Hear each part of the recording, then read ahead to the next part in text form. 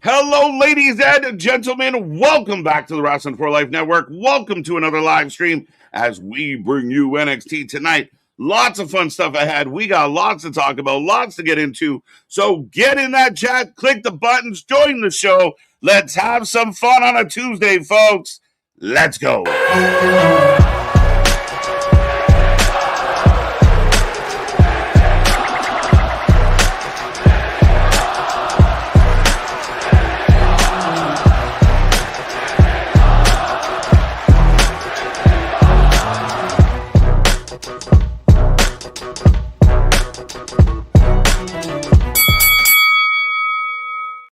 Ding, ding, ding. We are live and back at it again, folks. Like I said, we are the Wrestling for Life Network. This is another live stream as we bring you NXT tonight. It's going to be a fun one. And we are the channel that watches more live wrestling than anybody else out there. Having a lot of fun with it. We are the Wrestling Fans United and happy to be back at it again. It's going to be a fun one. Lots to talk about with NXT. Busy week, busy times. All the things are popping off and new news going on everywhere in the wrestling world. Me and that pretty face will have you for the next couple hours. So fill up that chat. Let us know what's on your wrestling mind. And again, hit all the buttons. Help the channel out. Massage the algorithm. And if you don't know who we are, well, I'm Mr. Every Night, KJ White, the Iron Man of YouTube. That is Big Nick. Ladies and gentlemen, boys and girls, children of all ages, the Wrestling for Life Network proudly brings to you its tag stream champions of the world, the Every Night Delight, KJ White. I am Big Nick, and I know we got NXT tonight, my guy, but we had Monday Night Raw in the afternoon because they were still up there in Italy, and we got to talk about the Orifemi experience out there of that man beat everybody up in that match and still finished his entrance. I don't know if swag is in the dictionary, but that's it. It was dominant. Even the adversity he faced, then he slides back in and just like, you're gone, win. And then still hit the pose. Still had time to hit the pose. Anybody that was worried about Obafemi's career or interest or likability after losing to Brock, Exhibit A, Monday night. Right? Like, what can you say? He's fine. He is doing fine. And he probably is going to win this tournament. But then what happens? Does he win it, or does Brock screw him to where he doesn't end up winning it? I was thinking Brock's going to lurk. It's going to be interesting because they said, I'll see you down the road. Now, could that be Night of Champions where the final for King of the Ring is? Could it be at SummerSlam, which I still think is kind of interesting because it be in Brock's hometown, home city? You know, he's probably going to have his last match there. Yeah. So is he the guy that gets cheered? 7 main event feels like too small. Yep. Kind of feels a little small for the moment. I think it's SummerSlam. I think that's why they said we'll see you down the road. At some point along this journey, Brock Lesnar. If you win King, you win the title shot at SummerSlam. Yeah. So I think is somewhere along the line here, Brock's going to pop back up. But if he gets the title shot at SummerSlam, could he screw him night one, fight him night two? Pause. Maybe I forgot that it was actually a 2-night event, being completely transparent. But if he does screw him to where he doesn't win King of the Ring, do you do that match at Night of Champions? Is that very much the Saudi crowd would want that? Yeah, maybe. But I think I'm hesitant as a fan to see, you almost want to just do the retirement that you did instead of retiring in Saudi. No offense to anybody, but I don't know if that's my first choice. But with SummerSlam on the horizon, I think that's why we got that. We'll see you later kind of vibe. Maybe they find another way for Oba to not win the King of the Ring, or maybe they try. So I don't know. But Brock's going to be a part of this, and do they try and drag it out? It's going to be interesting if he doesn't win King of the Ring. It would have to be because Brock screws him. And then where do you do it? My biggest concern with the match at SummerSlam, whether it's because he won King of the Ring and like you said, he does both nights or something, or if it's because he doesn't win King of the Ring and they just do the match at SummerSlam, is it's going to be Brock's last match, assumedly then, and it's going to be in Minnesota. So that to me it's going to be home court advantage. Yeah. I don't know how. I know I keep questioning every time I question about how they're going to book Oba, they end up pulling it off. I still just question are you going to get too much of a positive reaction for Brock then? No. Yeah, I don't think you will. I don't know. I mean, I think there are people that are going to cheer for Brock and be happy for Brock, but I think Oba's so over right now that he'll be fine. Maybe a smattering of uh, cheers or boos that you don't expect, but yeah, maybe a hometown crowd, but I think that just sets him up to have a good match. Oba beats Brock, and then Brock officially takes his shoes off, his boots off, if you will, and then you go right back into kind of goodbye Brock, and it's in front of friends and family and alum and all that good shit. So I think that's possible. I see that. I think that they're, like I said, every time I question how they end up, like I didn't like, oh, I was kind of one of those. I don't like that Brock beat him and everything, and especially the odd retirement and all that. And they've proven me wrong every time. So I'll be happily wrong if they do it well.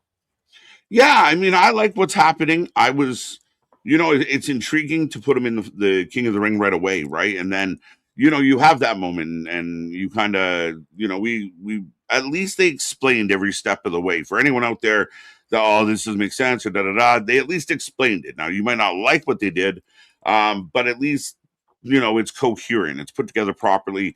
And again, now the intrigue is who's going to stop Oba. If it's not Brock getting in his way, is anyone else going to be able to slow him down?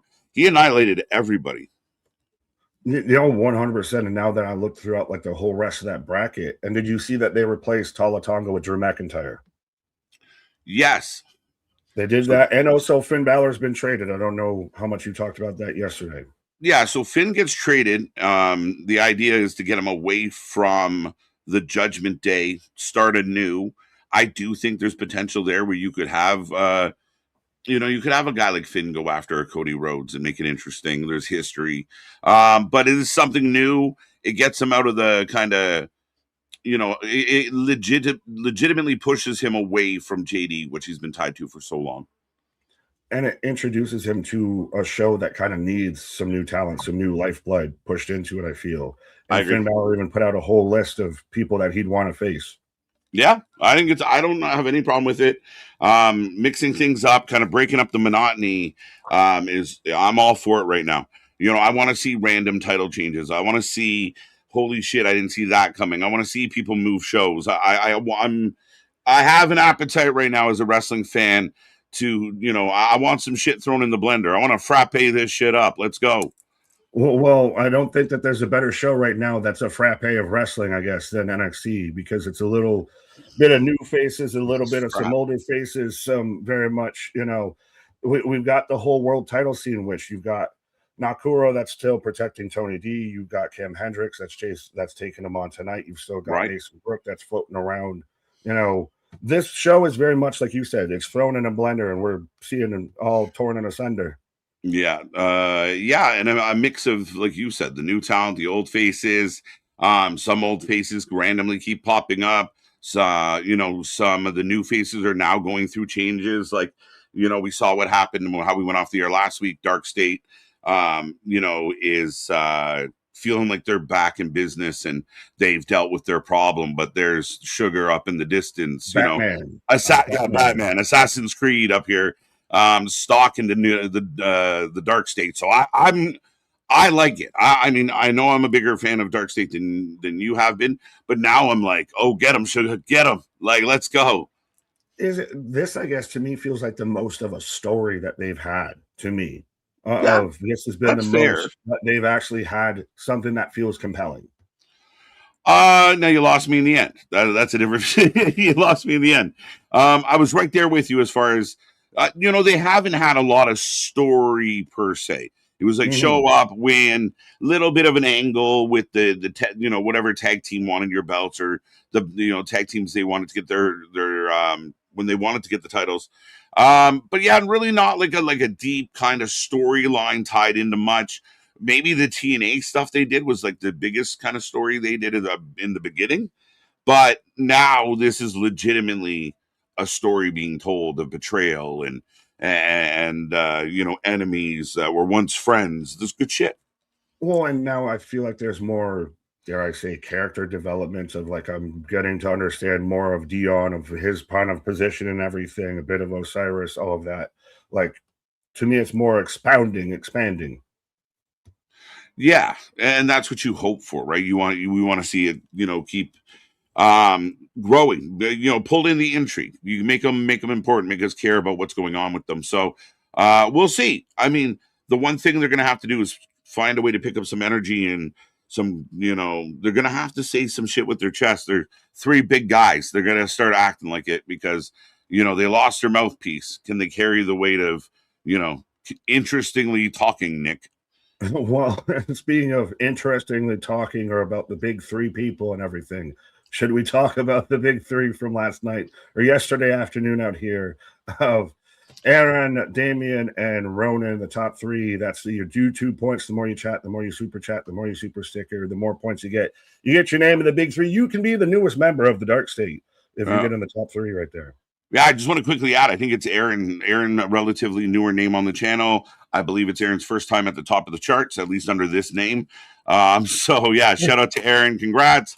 Damian and Ronan are becoming staples at the top of the charts. So get in there, folks. We're not asking you to spam the chat, but keep it busy. Keep talking. Keep saying hello to people. And don't forget those super chats. Guarantee we click on your comment, and it gets you bonus points.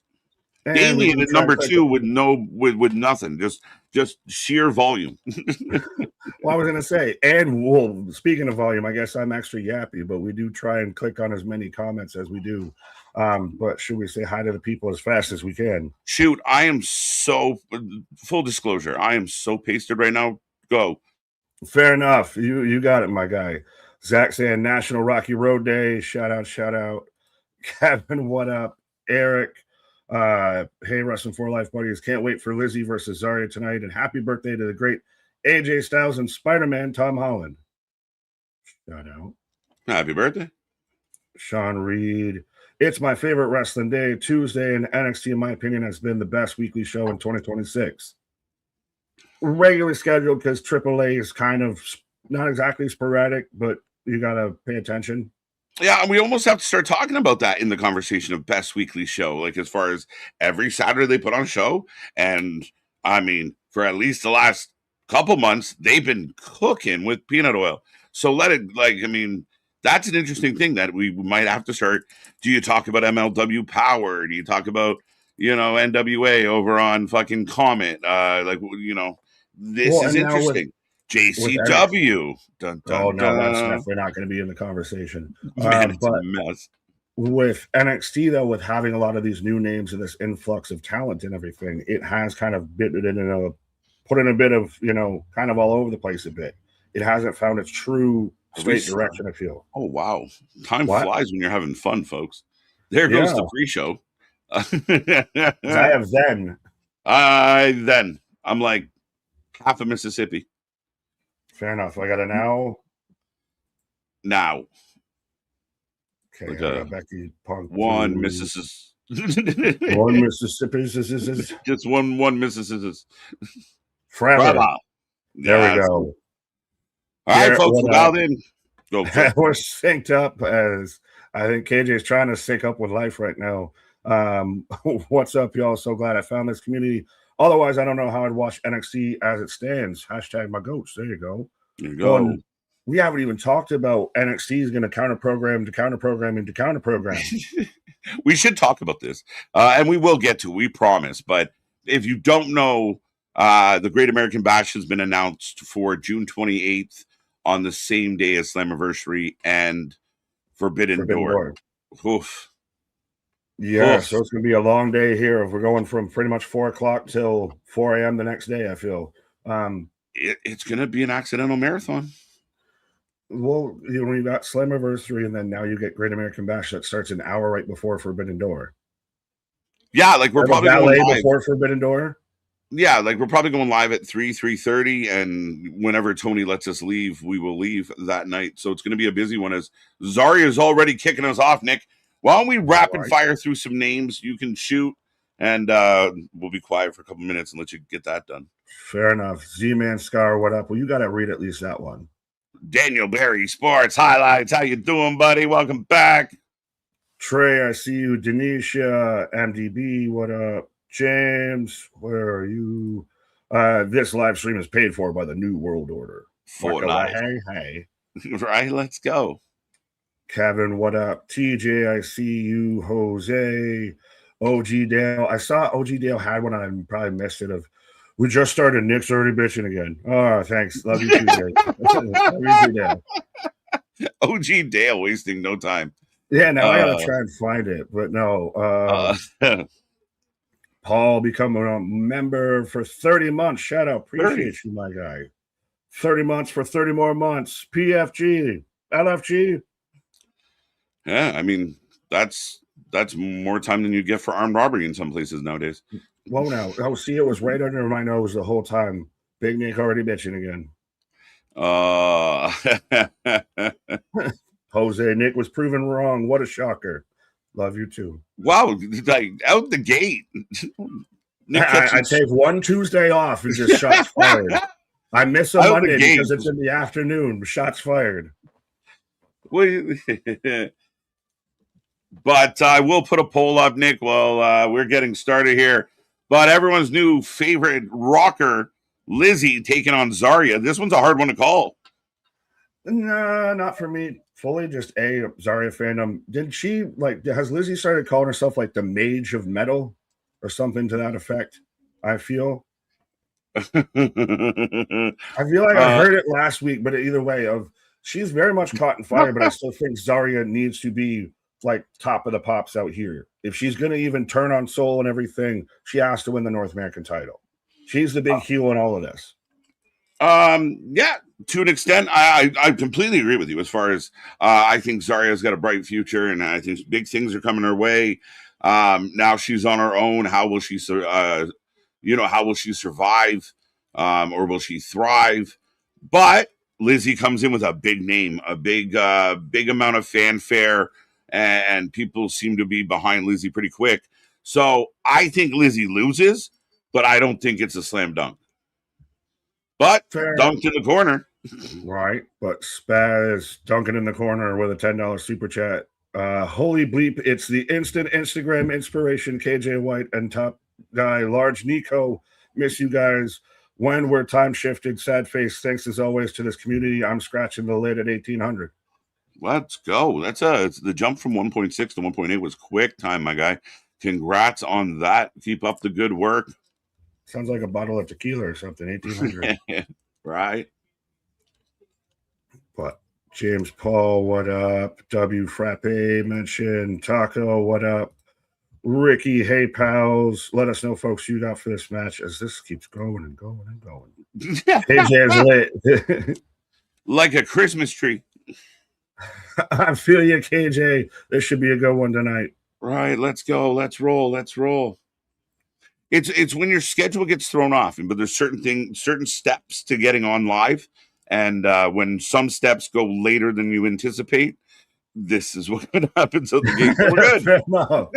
We're good. We're Rocket Man. You catch my drift, right? Jose out there becoming a member for 12 months. We're just busting your child. I know. That's the thing is I can take it. Pause. It's so sweet.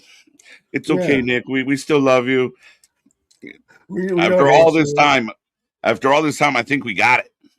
Right? No, no. You leave those sweet boys alone. Pause. Spaz, the Maiden of Metal. Okay, so I was close. I like it. Chris Arcane, hook 'em horns, Lizzie Rain. Let's go. She has caught on like a fucking match. Like the second she dropped into NXT. Been over like Rover. Yeah, a good amount of energy coming with Lizzie as she's entered the company. Again, she could lose to Zarya. Zarya's solid and survive here, but at minimum, what we're looking for now, good matches. We got to start establishing, the Zaryas and the Lizzies and the Izzies as workable talent, which in a lot of cases we know. Yeah, you've got a division growing, I would say. A lot, yeah. Am I the only one that plays WWE 2K while watching wrestling? Well, we kind of can't do that while doing this, while watching the wrestling. Be a little extra difficult. Yeah. We double down, tripling down is a little tricky. Yeah. We'll do multiple shows, but I don't know if I could have the skills to play a video game and talk and watch. Mm-hmm. Well, it looks like we're going to be doing some multiple shows coming up, trying to fit all this stuff in. We do have a members only coming up as well, which we're excited to bring back. We're working on other things. We're looking at the calendar, trying to free up some time because the damn wrestling shows won't let us. Right. Well, how comes Tatum? She's just become like such the interesting oddball character on NXT. Like her and Shiloh Hill have somehow been interesting, even though they make no sense. Just super likable, super lovable. Just, again, she gives off that, very humble kind of spirit, and the fans, get it. A lot of fans out there relate to the dark loners. They kind of get that vibe. Know they're used to being the oddball, right? They're like, oh, we get this, but no, she's so likable, and she's been great. She won the fans over just by being good. Absolutely. Like, think about it. She's gone all the way back to the Diamond Mine. As looks like we're going to commercial. As Zarya taunting Izzy to Tatum. That was a sentence I had to try and make sense in my brain. Right. I got picture in picture, but MDB, if we didn't love you, your chops would be unbusted. Right. That parent of I'm just whooping your ass because I love you. We tease who we love. I always say that. Get nervous if I go quiet. If I'm making jokes, we're good. As with $2, NWO and KJ Judgment J. Judgment J. Makes me sound like I'm one of ICP's clowns. Hello, will the Judgment A be down with me? Right. What is a juggalo? Michael, Zarya for the win. She really needs to start winning matches legitimately. At least winning matches. I don't even know if it needs to be exactly legitimately. She's still the heel, but she at least needs to start winning. Yeah, you're right though. Like, I mean, I know I've kind of not been as far down the road as you perhaps, but I definitely, I definitely see, you're right. Like, if she's going to take over and go on a run, now is the time to start building her up. You had her in the whole situation with Soul, which is why I thought once they did that whole split apart from it and everything, they would have pushed her towards the world title. They pushed her towards the North American because that's what her and Soul kind of really fought over. So now that's still the mid-card title. You should have her not exactly walk right to it, but eventually win it pretty soon. I do wonder if part of the mindset, and I'm just guessing here, but if part of the mindset is, like we know we have something in Zarya, but she, we give her a few weeks or, a couple months to kind of play around with the North American title, but get used to being on her own, not having Soul at her side, being able to cut a promo, like kind of, now we're about to throw you in the deep end, but we're going to go for a little, we're going to go, a little paddle in the shallow first. Fair enough. That's my only guess. No, that's still not a bad guess. I mean, think about it. Look at what they're doing with Blake Monroe on SmackDown. If she was there, then she wasn't. Then she's not again, and then she might be. We don't know. Driving fans insane. They're just like, we want it now, which is good. Yes, but it's still, you keep doing the little dabble-doo. It's becoming more the Veer Mahan than anything. Well, yeah, but we got the dab. Veer, I mean, I guess we got a couple Veer dabs. That's hilarious. Funniest shit ever. Right. Veer is coming. My favorite. Ricky Del Rey, I will soon be a member, I promise. Money tight. No, trust me, we're not trying to force it on anybody. That's why we set everything as low as we possibly can up there. Oh, yeah, no, trust me. We're not one of those that's got my Venmo and my Cash App and everything else outside of there. Everything that goes into the channel goes directly into all of this and how we can do more and help keep the lights on at minimum. That's it. We want to keep pushing, folks. So we appreciate you. Everything anyone does, never any pressure. The nicest thing you can do that's free is click the like button, join the chats, share with friends. That is priceless and means the world to Nick and I. And no matter how many dollars you got in your pocket. Right. Tatum is brunette Alexa Bliss. Not a bad comparable. Yeah, I get it. I can see like the current, similar gimmick, similar vibe. I definitely see the parallels. Vance, what up? Chris, Tatum is the goth girl next door. Yeah, kind of. Kind of, right? Lady B, speaking of probably the goth girl next door. Here we go. Hotline is open. However, we are in Europe and our rollover minutes are gone. Please allow 18 to 21 days for a response. Right. I'm currently working on soundboard, and I think I have to either get a ringtone, a dial tone, something to go with this message every time with Lady B. We got to get a sound We'll have effect to with this learn one. like voice effects on like the microphones or something out here. You have to get real complicated with this. That's going to be a recurring segment. Please dial. Right. Someone look up how much it costs to have your own phone line. Just random phone number. Chris, yes, Julia, get a win, please. Julia needs a win. Dude, this show becoming a call-in show would be a mess. Oh, no, I'm not saying like just one of those. Maybe we have a mailbox we got to cipher through. If that might be a mess. Hilarious. Cooper, what up? Yo, it's Tuesday. You know what that means. NXT.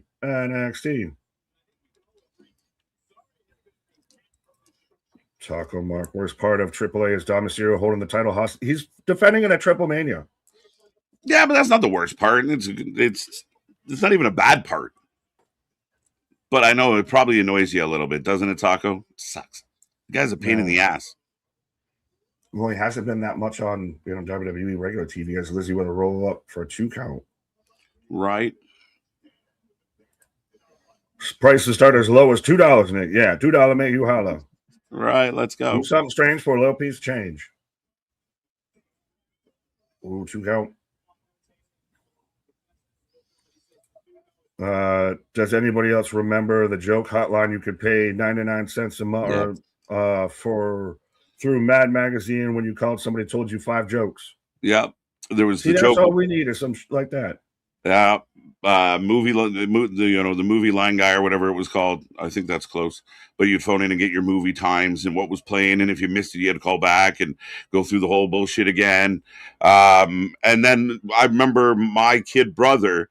Shout out to Ford out there, but he legit ran up my parents' phone bill with that fucking the spoiler hotline with the wrestling. It fucking killed me.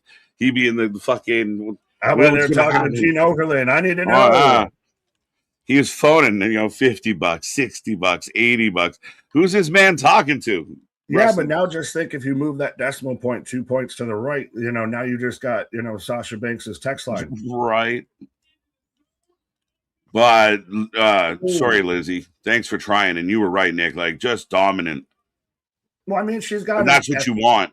3, yeah, but 100. Well, that F5 was more of an F3, but yeah, 100% of Zarya looks dominant in it. Of Lizzie has a bit of a comeback, a fight to it, but at the end of the day, Zarya now looks like she's the big bad heel to go through. Right. And I feel like her F5 is more like up and down, which, as stupid as that sounds out loud, but it has less, and maybe because, like you said, it's less rotation. It's an F3, not an F5. But she looked dominant. She looked strong.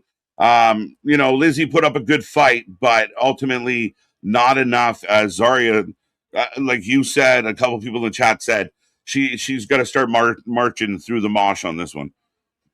Yeah, I mean, she shouldn't be too far behind, I feel, between like Soul or anything. I know very much this first time of her being on her own, but probably by WrestleMania next year is when she's probably going to be closer to that like call-up level.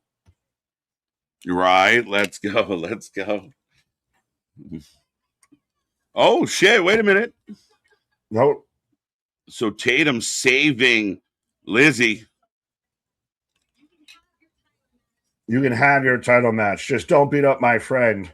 Next week. There you go. Now, Tatum's been known to do this. Like, that's how she got in trouble with Izzy, where Tatum has no problem giving out her title shots. So next week, Zarya and Tatum for the belt. But does it feel that bad? Like, it's not an open challenge, but it manages to almost have the same effect that most people want an open challenge to feel and everything of that. It's not exactly earned, but it feels like it kind of is. And she's very much a fighting champion. She's not afraid to like, oh, we got to go and set it up. And in 2 weeks' time, no. But it's not an open challenge outright. No, I mean, again, I like the idea that the heel wanted a title shot because she's on her own for, the first time in a while. She's kind of working through it as, Izzy's walking in on the culling. You better watch yourself, or Braun Breaker's going to show up and spear you if you can get rid of that lip. The curse of the vision remains. We're watching Izzy like just develop in front of our eyes, like devour. Just she's been good. Like she's surprisingly kind of grown onto the scene. Yeah, I mean, good for her. Menace. Even if she's not like, you know, complete 5 stars in the ring or anything like that, but her off-screen persona and her mic skills and everything are second to none in that, especially in NXT. Mm-hmm.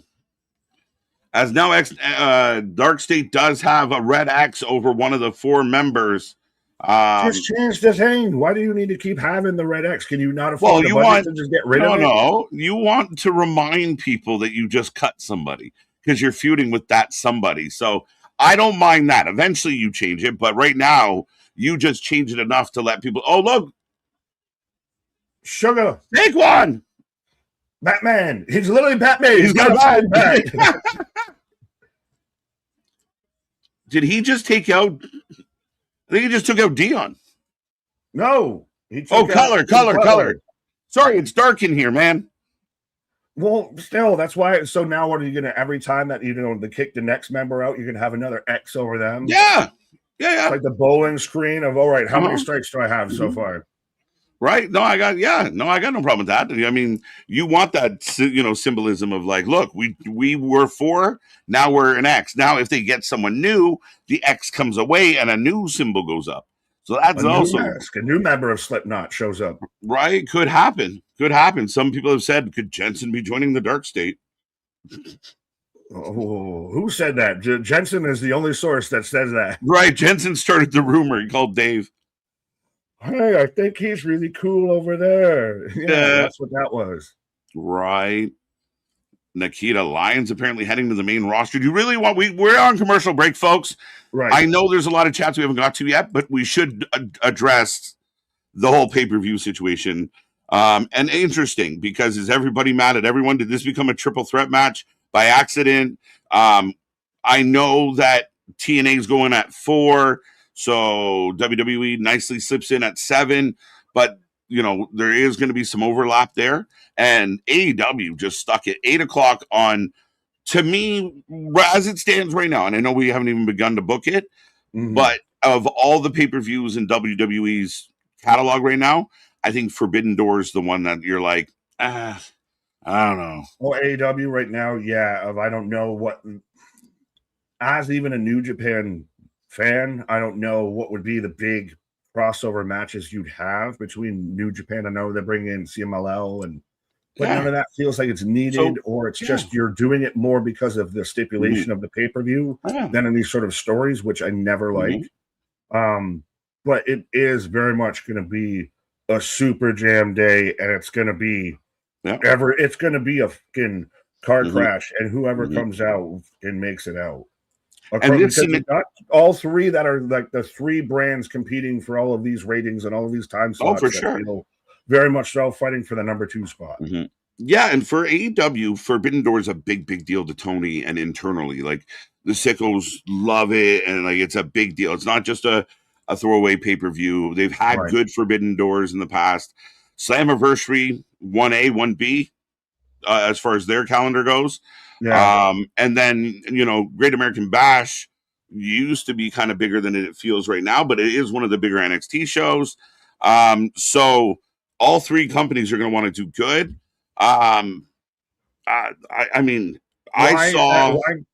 Sorry, real quick. Why Great American Bash is going to have to try and be good is because it's going to be the first one on CW. Good point. It'll be on CW. And again, it's kind of it's going to be the first one for some of the talent we're seeing right now. Right. So where does, some of the bigger talent show up and, can they get into a pay-per-view and make it worth it? Are they going to put on a big show? The spotlight will be on them in a big way. The other aspect of this that I thought was hilarious is just watching, it's like the perfect storm for the internet, because instantly the sickos were like, oh, look, counterbook programming again. And then right away, the TNA fans came running out of the woodwork like the Irish and Braveheart. Just like, wait a minute. You didn't give a shit when you did it to us first place, so fuck you. And then there's just complete discourse between everybody involved. I think the WWE is kind of sitting back chuckling a little more than they have to, because a lot of the TNA fans have been like, hold the fucking phone. How dare you? How dare you be upset? Oh, yeah, it's very much they just threw kind of the grenade in the whole situation. It was Right? just, you want this to piss off both sides? Yeah, let's go. Trust me, I can't wait till Thursdays to talk to Anthony about all this. Yeah, and I mean, from a TNA standpoint, you were annoyed when AEW moved in. Are you, even though it goes a bit later, you're still like, this was our day. This was our day, and everyone just showed up. They moved their show up to go to avoid Forbidden Door. So it just so happens that now NXT is like, let me slide right in there. Yeah. It's interesting. It really is, but I kind of feel a little bit bad. This is TNA, one of their biggest shows of the year. Just stack the card and outdo it. It should be an incredible night of wrestling, because all three companies are aware. The other two are on. Go for broke. Do it big. Do something. Yeah, that's the thing, is as a wrestling fan, it's really hard to complain to an extent, because you're getting what you should be getting is everybody's best. Yeah. Go show up, show out. And if this is where the best wrestle, or if that's where the best wrestle, let's flex a little. Let's see who can put on a show. So they are advertising for it right now, Sunday, June 28th. We also do know that August 5th will be AEW going back to Mexico. So that was announced as well today. I find that interesting, because I know the fans are trying to connect the dots between like AAA's blowing up, and now they booked their Mexico show. Like, but they do it. We can't really, that's a little unfair for them. That's a regular thing for them. It's not just, it just how it happened. It's like people were saying that about the King of the Ring and the Queen. Oh, funny timing. No, they do it every year at the same time. It's every year. It's annual. It's like Christmas again. And go figure. Imagine that. Christmas again, always around December. Right. Anonymous, what up? Spaz with a $5 super chat. Well, Anonymous was telling us about calling the 900 lines for Steamboat. And so jokes. $5 saying some fans need to learn the difference between a bad match, a bad result, a result they don't like, their favorite not winning, and identity politics. Don't know about the last one. You had me probably in the first half. But very much there's the whole reason we have the pre-mad merch line and everything. And a lot of people just get upset just because they feel like they need to be upset. We've established it, and slowly but surely, I know you and I over the last couple years now have tried to start weeding those people out. If they're preloading their anger, their rage, and it doesn't matter. Like, they have a tweet ready that if wrestler A wins, they have a tweet ready. If wrestler B wins, they have a tweet ready. If the show's good, they have a counter tweet. If, to me, I don't understand. I don't identify with those people. I don't get the approach to this. Watch it. Give your opinion. If you like something more than the other, fine. But we're calling out and separating more and more from the people that, they're outliers, because you see their pattern. Oh, yeah. It's one of those, well, it's just, I don't watch this, but let me just clock this, minute by minute out here. I got a live tweet throughout the whole show that I don't like. Like, what are you doing with your life? Like, you couldn't pay me to be out here to watch wrestling that I don't like. Now, it ends up being that it might not be something I like, but I'm not going into the show saying I'm going to hate this out the gate. No. Because we're getting OTM versus the Cullen. So an impromptu match here tonight. I will put a poll up as we speak. Is a little bit slow to the trigger on this one, but there you go. Get your votes in. Christopher saying, today is my 38th birthday. Well, happy birthday, my guy. I'm staring down the barrel of that myself. Right. Happy birthday, Chris. It is your birthday. All right, moving on. Well, I didn't know which version you were doing, my guy. Yeah, I had no idea. Mr. Stormy, it's Nick's favorite tag team, Dark State. Well, no, they just got swung on by the Batman. We thought they were coming out, but guess not. Well, was it Dion? Cutler was the one that got swung on by Sugar. Okay, so there you go. So it's divide and conquer as it stands right now. All right. Anthony, what up, my guy? It's not much to talk about. I've given up the ghost. I'm excited for Slammiversary. That's all I care about. Fair enough. Fair enough. And that, real quick, to Anthony's point, is that's my challenge to the wrestling fans. My challenge to, if you're an NXT fan, if you're an AEW fan, especially if you're a TNA fan at this point in history, this is the show that you find all the TNA friends. You find anyone and anybody, and you get as much support in the direction of TNA just because you can. And that's what I would be doing, is you want all the supporters to come out.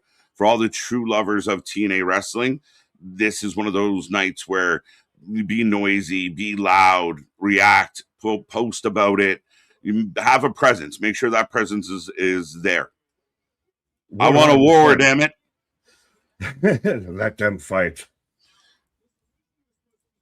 Guardian, aka Chappelle's International Haters Association of America. Yeah, that is very much what the IWC seems to be. Facts. Oh, I think. Oh, never mind. Clothesline from Lucian. Yeah, I was about to say Nico looking good, and not anymore. Well, is it going to be? Are they kicking out Sean Spears out of this group and everything? Because they very much have. He's been going missing and doing all this awkward stuff now. I don't know if they're kicking them out as much as Izzy is outgrowing them. Oh, for sure. That's so. They might both get left behind, opposed to maybe they are just instead of a that's faction. What, go ahead. Sean asked about wasn't Miss Parker? Yeah, didn't Miss Parker used to be an OTM? Yeah, I think that's what happened. It's the same thing. Of Izzy's very much outgrowing the calling, like Jada outgrew OTM. Right. They replaced Reggie with Jada, but Jada took off so fast. OTM got forgotten about. They stayed in the mud. Now they're getting a bit of a shine. I still think that they could end up being something. If you're going to revitalize your tag team division, are you going to pull? Where are you going to pull from? As far as like what they're doing here? Sorry? With the main roster, how WWE is saying they're going to revitalize their tag team division. I think it's going to be a mix of, I like, we haven't seen Hank and Tank in a minute. Just put them on the main roster. We're good. You're going to have to pull some decent teams from NXT. That makes sense. I think they might go and look at a couple of their options that might be out there, and also internally. Right now, Braun Breaker and Theory are the one champs. Who are the other champs, for fuck's sake? Who's got the SmackDown belts? Oh, that is a good goddamn. Oh, yeah, Damian and Truth. Yeah. Again, weapon time out there, because again, their tag teams are so great. All right, so I mean, again, at least the Raw side of things are a little more intriguing with the Street Profits running around and such. But the tag team wrestling needs some love. Well, and did the Vision get cursed again? As we're in commercial break, but did the Vision get cursed again? Braun Breaker limping around now. I mean, again, I think some people have thought that he was hurt going into Sunday's match, that he powered through it. Does he have a bit of a limp? It could be a bruise, could be a twist, it could be a sprain, it could be something. So hopefully he is okay, because again, the Vision, I mean, at this point, if Braun is out again, let's just maybe put it on ice for a bit, just so no one else gets hurt. This is crazy. This is craziness. It's the most snake bit franchise or faction franchise, whatever you want to call it, that I've seen in a hot minute. But I guess speaking of health and trying to transition, of Spaz with a $5 super chat. I didn't know it was Men's Mental Health Month. I thought we only had the day in November. No cap. Check your people. Hashtag anyone's a bro. Absolutely. Happy Men's Mental Health Month. Happy Pride Month. Happy everything month. Absolutely. And again, every June on this channel, we like to do things about it. So stay tuned for that. But yeah, Men's Mental Health Month. We got a lot of fans out here that are men, or male at least. But big shout out. And I know the whole stigma about speaking out. Now is the time to talk about it, put it out there. I know a lot of talk about other things that are going on, but I think men's mental health is super important, as we lead the way as far as, checking out on our own accord, and that shouldn't be happening, folks. So nothing but love, Spaz. Thank you for the $5 super chat, and stay tuned for more, because again, it's a big month for us and our friends. You've always got us to talk to. No matter what, you at least got friends over here at the Wrestling for Life Network. You're never alone. You are not alone. Now we're going back to Michael and everything. That's a clever ass pullback around. That's a clever ass callback, my guy. I'll give you that one. They need house shows so they won't get hurt or not. Well, then this is where you get everybody with the discussion of, well, if you're going to have house shows, you're going to hurt even more because they don't do it. Because he got hurt on a house show, right? It is a big talking point as far as what we've seen with, is taking less bumps more detrimental to your overall viability in the ring. Right. You got a friend in me. Yeah, that's better. Right. And also, very much Dana White can go himself. He's an idiot for saying what he said of 100% no. I haven't heard this. He very much, for all intents and purposes, he put down anybody that's a male that sits there and talks about their mental health and basically did the exact opposite of what you should do to anyone. Right. Not just bottle it and take it out on your wife's face at a party. But anyway, no, I don't want to throw shade. No, I don't. I haven't quite heard it yet, so I'm sure I'll catch it as we go along. Dana's just an example of somebody when you're in a position that nobody checks you for too long, you get Dana White. Yeah, you need my to cousin Dave. My cousin Dana. Nick's a good bro is near the top of my book face. There you go. Let's go. Do you think Enzo Amore and Big Cass go to NXT? We haven't talked about this as we've got the match back going, but Enzo allegedly heading to NXT, and we don't know about Big Cass, W. Morrissey. Well, some people think Big Cass is Danhausen's Frankenstein, which would be weird, interesting, but a little odd. Yeah. Again, when you just talked about, do you have any tag teams that people really want to pay to see? Enzo and Cass could be that. And we know Triple H likes an old, can we turn back the clock for a little pop? Trips is a big fan. So good. I said it's now you're getting people after you took roster cuts and after you, pay cuts. Now you're getting people that you're signing on the vet min. It's the same thing that's going on right now in the NFL after June 1st. You're getting, a couple big trades, big blockbuster trades, and you're getting a lot of people signed on the vet min. How about them Patriots? How about them Rams out there? How about them Rams? And Garrett. Right? But how about them Patriots? You can have that. That ain't even what I'm at. It'll be interesting. I like it. At least it's going to make the games fucking fun as hell. One of those, I'm surprised we didn't get them, but it's still. Garrett, you guys, what? No, Garrett it's or Brown.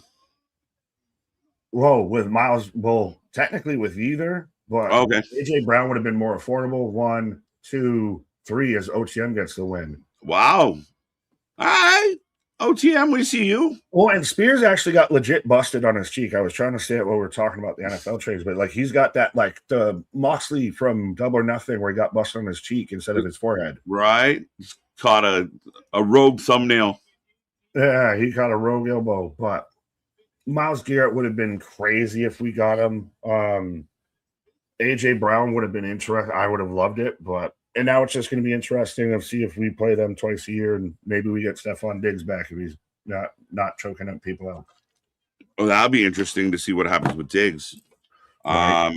Fair enough. But I know our buddy Boston was dancing and celebrating yesterday, so had to share that with you today. Yeah, no, I still like it very much of bring the competition on. If I still don't want it to be one lopsided, it's always fun when the games matter. At this point in history, Nick, and this is coming from a Leafs fan, I would love just an easy one. Just give us a layup. Okay, we'll make an exciting one next time. Just give us one this time. I would know. Fuck that. No, I want teams in my division to fold. I want scandal. You already got that with the Dolphins. The Dolphins are 2 wins. The Jets are 2 wins. Let's at least have some tug of war. Let's tough it out a little bit. Let's get some battle tested out here. I just want the one. Then we can be, cinematic. Right? I can't live from birth to death. You heard me. And never see the Bills or the Leafs ever hold the championship trophy is crazy. Yeah, we'll have the Jays even. Yeah, the Jays had their run back in 91, 92. They had the back-to-back Jacks. Now, I mean, there's optimism around the current team. We'll see. But yeah, it's been a while. I'm sorry. I was just also very glad that they all have the nameplates for and they're standing in front of their lockers, because I know that's Tate Wilder and E.K. Prosper and Cam Hendricks, because they were all in front of their nameplates. Right. E.K. Prosper has a T-shirt that says "Never stay still." Whoa, now look at this. This is good shit. I love it. Imagine if Triple H came out like that on China. Yeah, with China. Michaels could do it. I don't know about Trips. Yeah, I'll give you that. But I will be right back in a minute, sir. You're good, my guy. KJ's got to go see if the Duchess can do that with him. Pause.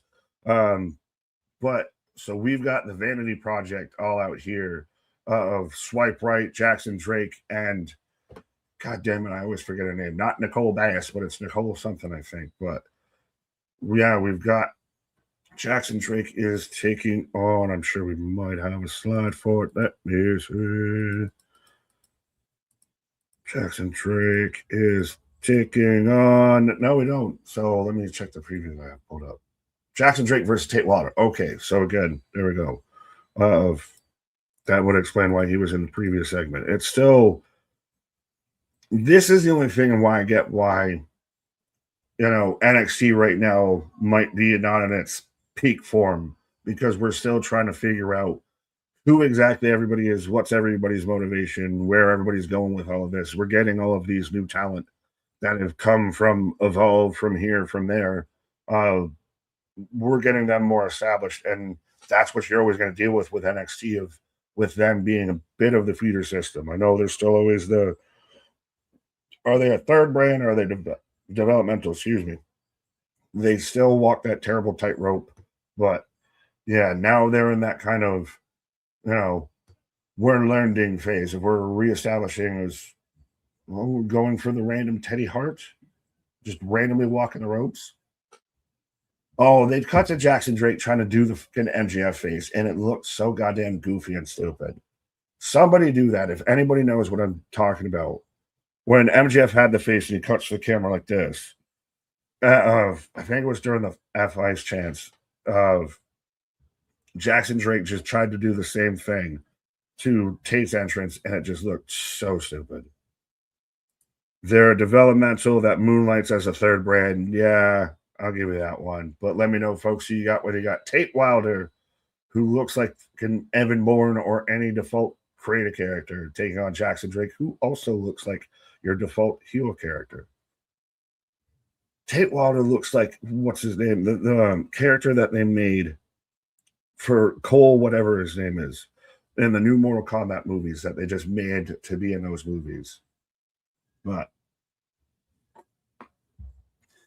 I'm glad we're getting the preview of 2K27 right now, the My Rise campaign here. Yeah, he gonna win. Who gonna win? It looks stupid and goofy when MJF did it too. Yeah, but it's still MJF. He's still better at facial reactions. Pause. Ken, what up? I was starting to think Danhausen Experiment was going to be Baron Corbin. No. Could it be Brawny and the Strowman? Omos Hausen? That would be interesting. As Tate just takes out the whole Vanity Project as we're going to commercial break right now, folks.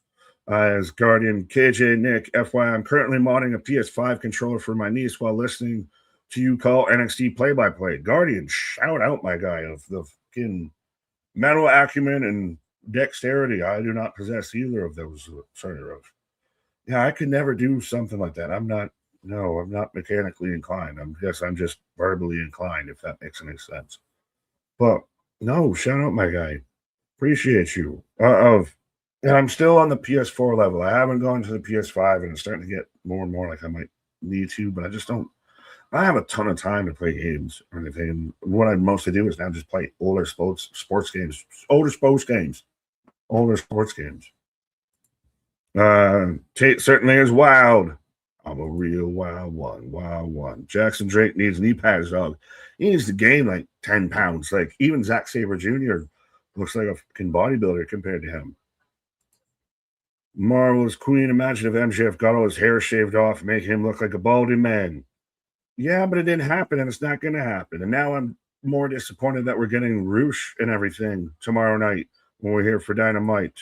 That we're getting that as a title match instead of anything of substance, or just continuing on towards him versus Ospreay, what have you, for All In, or whatever's going to happen for him at Forbidden Door. It seems like they're just now going to keep constantly going into what we're going to have an unpredictable challenger, because we'll just make it always seem like you never know who could win, but nobody that shouldn't win is ever going to win, unless you want to count Darby, which that's the one that started this whole thing. I just don't believe that Roosh was going to beat MJF, so why book the fucking match? As I say that as a Scarf Carry member, but I ranting on. But Guardian Nick, I repair mod game systems and controllers as a hobby, have since I was 7. Jesus. In 1991 when my NES broke. So you were just, baby, you were born with it. Maybe it's Maybelline. Because, yeah, my guy, that's a skill then. Shout out of hit me up in case I need something modded, or you can be the tech guy out here. 100%. Hit me up, my guy. 330. Favorite my no. 316. We need Punk back. Roman is not crap. And I'm very interested into where they're going to go now with the Bloodline storyline, because it went kind of status quo. I didn't figure Solo or anything would be involved with it. They did a nice little tease of Jacob and Jay, and Jacob kind of hesitantly raising the one up, but I am curious what they're doing with CM Punk, because he's not even in the King of the Ring. He's just complete MIA. I don't know. What would you do right now, whether you're watching this live or whether you're watching this after the fact? Comment or chat and let me know what you would do with CM Punk right now. Because do you put him towards a Roman? Do you put him towards the Bloodline or anything with that? Do you send him over to SmackDown, have him go after Cody? If he was in the King of the Ring, would he just get smacked around by Oba? Where do you put Punk? And it's a good and a bad question to have of where do you put Punk, because I don't know. You should have something for him, but now it's what do you have for him? Boston, you're so interested to see them run back the same with Roman. I don't think it's the same stuff. I don't think it is. I still think it's similar. And I do think that they very much tied back and called back to it. I'd like with Roman saying, you may not understand this now, but I love you. Very much of him playing the mind games, but I don't think it's the exact same thing. And I do still think it's interesting. Like, to me, it's a lot of Twitter that seems more upset about it than the live crowds. I will say that. So whose opinion matters more? I'll say that. I don't think it's the same. I think it's similar. But as I'm back in action, as both men fighting on the apron, Anthony, do you fix stick drift? So see, you might get some customers out here, Guardian. There you go. Yeah, that's a simple and cheap fix. So see, Guardian out there, you got some now business. And you're still, you succumb to our demands until Anthony's out there watching Austin Powers spear through the ropes onto the apron from Jackson Drake onto Tate Wilder. These really look like these are two brothers fucking fighting. Roll through, got him up. Cutter, rolling. It's good to see you, Marvelous Queen. Shout out. Guardian and Anthony having their whole convo. CM Punk should go to SmackDown and go for the WWE title. Almighty Pop. I could buy it. I could believe it. I mean, he did say when an opportunity arises, it'd be a hell of a way, and it would really be a bit of a lifeblood, I think, into SmackDown and have to have some direction. Now, does he just take it right off of Cody? And then do you make Cody, that's when it gets interesting, because right now SmackDown feels like the bland kind of, we don't know what we really are show. Both men up top, fighting for a side suplex, roll through, powerbomb, stuck. Tate gets it, powerbomb. Y'all having your own thing. Not like it's a bad thing, I just don't want to interrupt. KJ and Nick, are you interested in Ospreay versus Davis in the Owen Cup tournament? I am. I think it's interesting because you do have the two count from Tate, but you do have the connection from them from it's not United Nations. Why am I goddamn blanking on the name? United Empire with all that. So there is still that connection. And Mark Davis has actually been pretty solid recently, in my opinion. Still the fucking, I thought he was about to try and hit a soul statue. Oh, Discount China has got him into the ring post. Tate just gets powerbombed down the apron, and the Vanity Project causes all the distractions. Hear me out. If they do repeat 450. Jackson 1, 2, 3. So Jackson Drake gets the win. And I do think the kid's really talented. I'm still haven't seen enough on Tate Wilder. I do actually really like Jackson Drake. I do think he needs to put a bit of size on, respectfully. He's smaller than a Daniel Bryan. He's smaller than a Kerry Morton right now. He kind of needs to bulk up a little bit. And I think he's kind of got the whole package. He's very much like an Ethan Page-esque, maybe. Obviously, that makes sense with why they're putting them together, but yeah. Oh, sorry, Mo Money. I had you and I didn't read you, because I'm getting the replays of everything. But hear me out. If they do repeat the Bloodline storyline, then Jacob will be the one to break away and bring in Zilla like Solo did with him. I don't know. I don't know if they might even bring in Zilla. Zilla's doing what he always does when anytime there's a Bloodline storyline part going on. He starts acting like his bookings have all dried up, or he's got to shut it down for a minute and everything because WWE might be calling. It'd be interesting as hell if, where, and how he does show up. But I wonder if they're going to do the Civil War Bloodline thing again, and it would be Jacob and Jimmy versus Jay and Roman. I do think that there's going to be a Jacob-Jay match at some point because of how much Jay's just like the little yappy fucking dog just messing with Jacob the whole time. So I wonder what that's going to result in. But, yeah. Ooh. Jasper and Osiris is a fucking solid match. These two guys could fucking... NXT has some fucking sleeper. Oh, random chair to the back. But NXT has some random-ass big dudes that should be talented in a couple of years. As the camera's cutting in and out as Dark State's taken out in Jasper Troy. They're just hitting with everything and anything. So now we've gone from one chair shot to the entire interview segment area is just completely destroyed. Everything's thrown on this man. Jasper, someone get a goddamn ambulance for this man. Holy in the office. Emerald of Guard. Hello? What? Jasper Troy. Yeah, someone call the goddamn medics out there. Locate your nearest medical facility for what was happening out there. What do we got? We got the replaying Lola retaining as your NXT Women's Champion as we go to a Club WWE commercial. But, yeah, so the Dark State is very much still on the prowl, even though they've got, down a member because Saquon's out there swinging a bat. But they completely and utterly take out Jasper Troy after he kind of squares up with Osiris. I know I haven't ever really liked them, but I'm wondering where we're going to go with this now. They've at least got me intrigued. I'm still trying to make sense of it. Now they're just completely running amok again.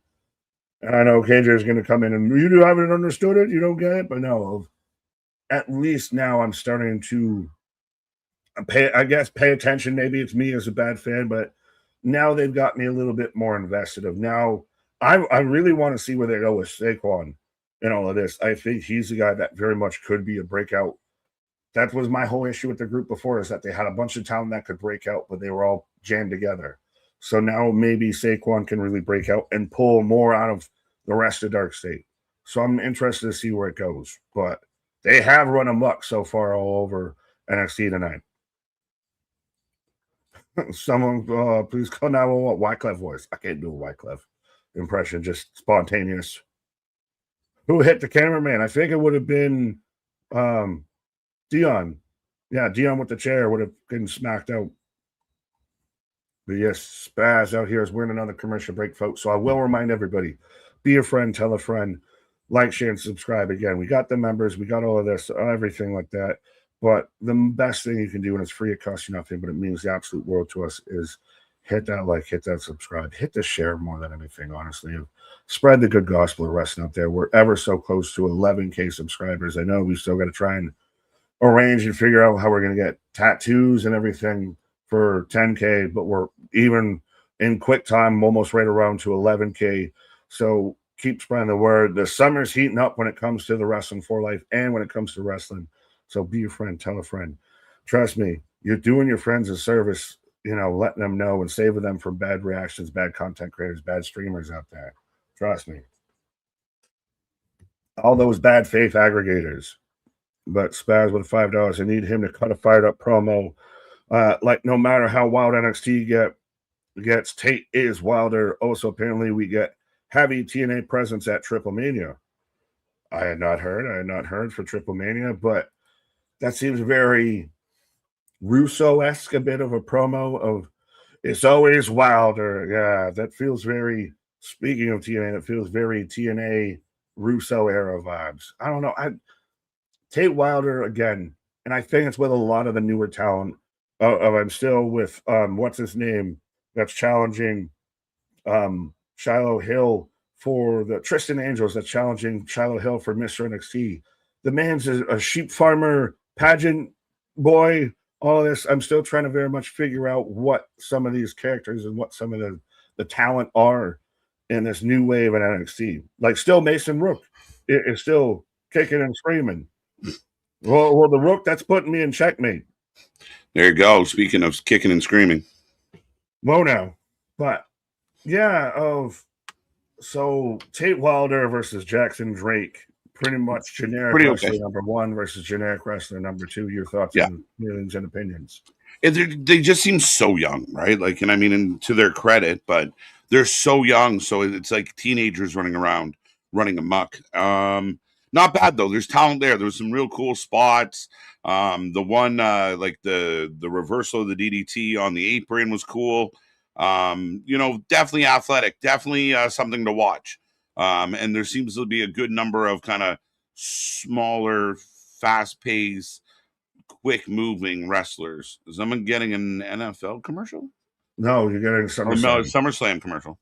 Yes, but and also Dark State, your fave, running amok, taking out Jasper Troy, all of that. Well, originally when Jasper walked in, I was like, they could bring Jasper into the group. All right, like Osiris and Jasper look like brothers. Fair, like siblings. Let me be clear. As we're getting a Banana Ball commercial, but no, 100%. You have them be the Boom and Doom tag team. You have Dion be the Manhattan, and you have Cutler be the middle of the road, like mid-card guy, or even just the job guy, which he kind of has been.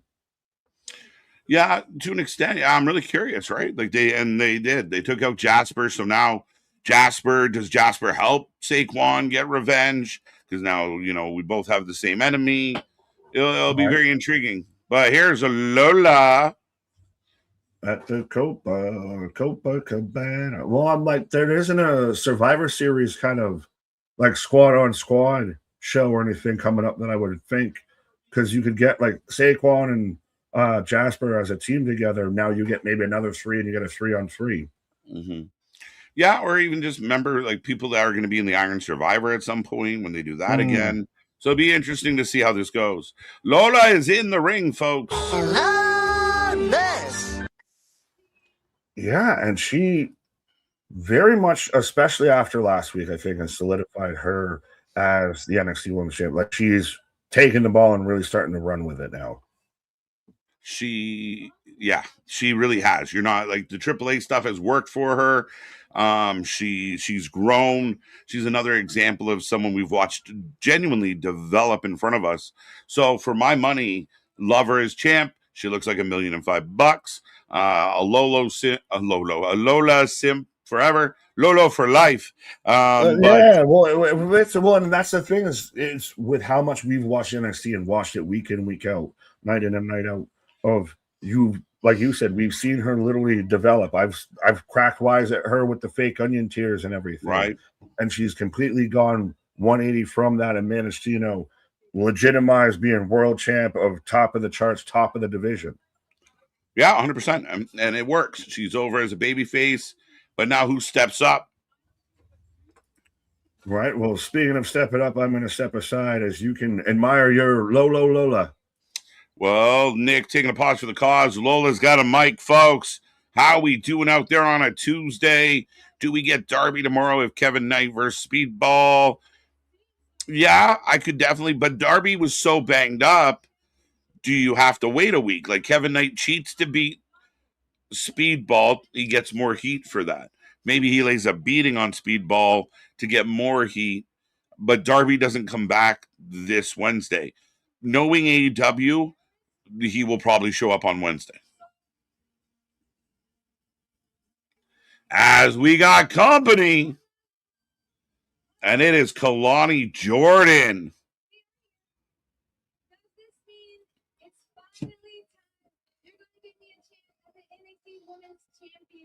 Dean Wilder, facts.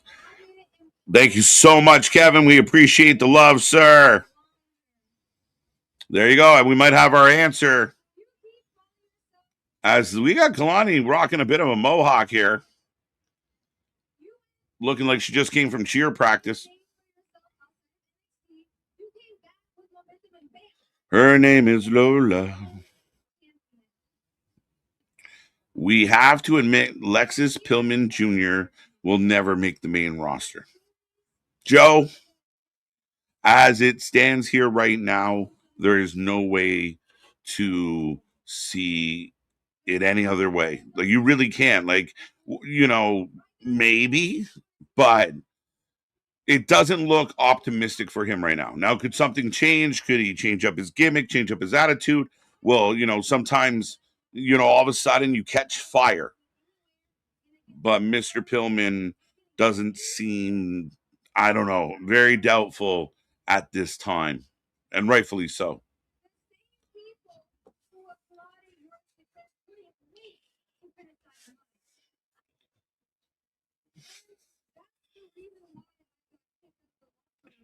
You can see that thing from the front. Good Lord. Damian Priest. My God. Amen. Who's going to step up? There's your answer. How do you guys enjoy Clash in Italy, KJ White and Big Nick? Big Nick has stepped out. I think Clash was okay. I thought it was good, not great, but not awful either. It was good. It just lacked something. Like it needed a little more spice. Facts. Facts, my guy. So Kendall Gray saying hello. Ren St. Clair with her. So multiple people might be stepping up. Lola is okay. Liv is the best. Facts. I'll let you have it. But you be nice to Lola. As Ren St. Clair's on crutches, by the way. Andrea, welcome back. KJ White and Big Nick. Love you guys. You're awesome. My big brother, Artie Thompson. The fourth? Or is that what we're going with? Birthday is tomorrow. He'd be 46. So he's etching above me a little bit. Old Tomorrow, wish him a happy birthday. Big shout out to Artie. So thank you for being here, Andrea. And as always, I wonder, this has been fickle. We'll see if we get balloons. Balloons.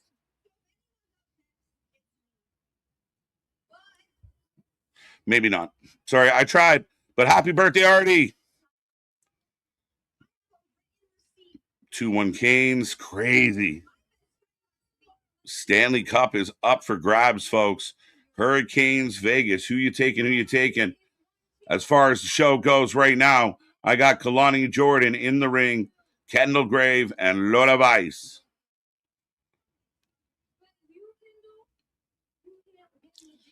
It feels like wrestling school. No surprise. Yeah, Kalani's been getting the push. Kalani's been getting the love. Kalani's done well as a heel lately. In the ring, she's great. I think there still has to be a little more improvement with the microphone. So Kendall versus Kalani. Winner gets Lola at the bash. And, Lola elbows Kendall. Kalani takes the belt from, I thought she was going to pants her. Let's go. Kalani pulls the belt off Lola. Lola spins, elbows Kendall, and Kalani walks away with a smile. She who laughs last laughs loudest. What if we get MJF and Andrade at Forbidden Door? It's possible, but it doesn't necessarily. Now, I know all the matches don't necessarily dial into the Forbidden Door part. I don't know. Is Andrade at this point in AEW history, as right now we are getting the Mr. NXT pageant preparation, I guess. Mr. NXT. The WWE Universe is going to vote.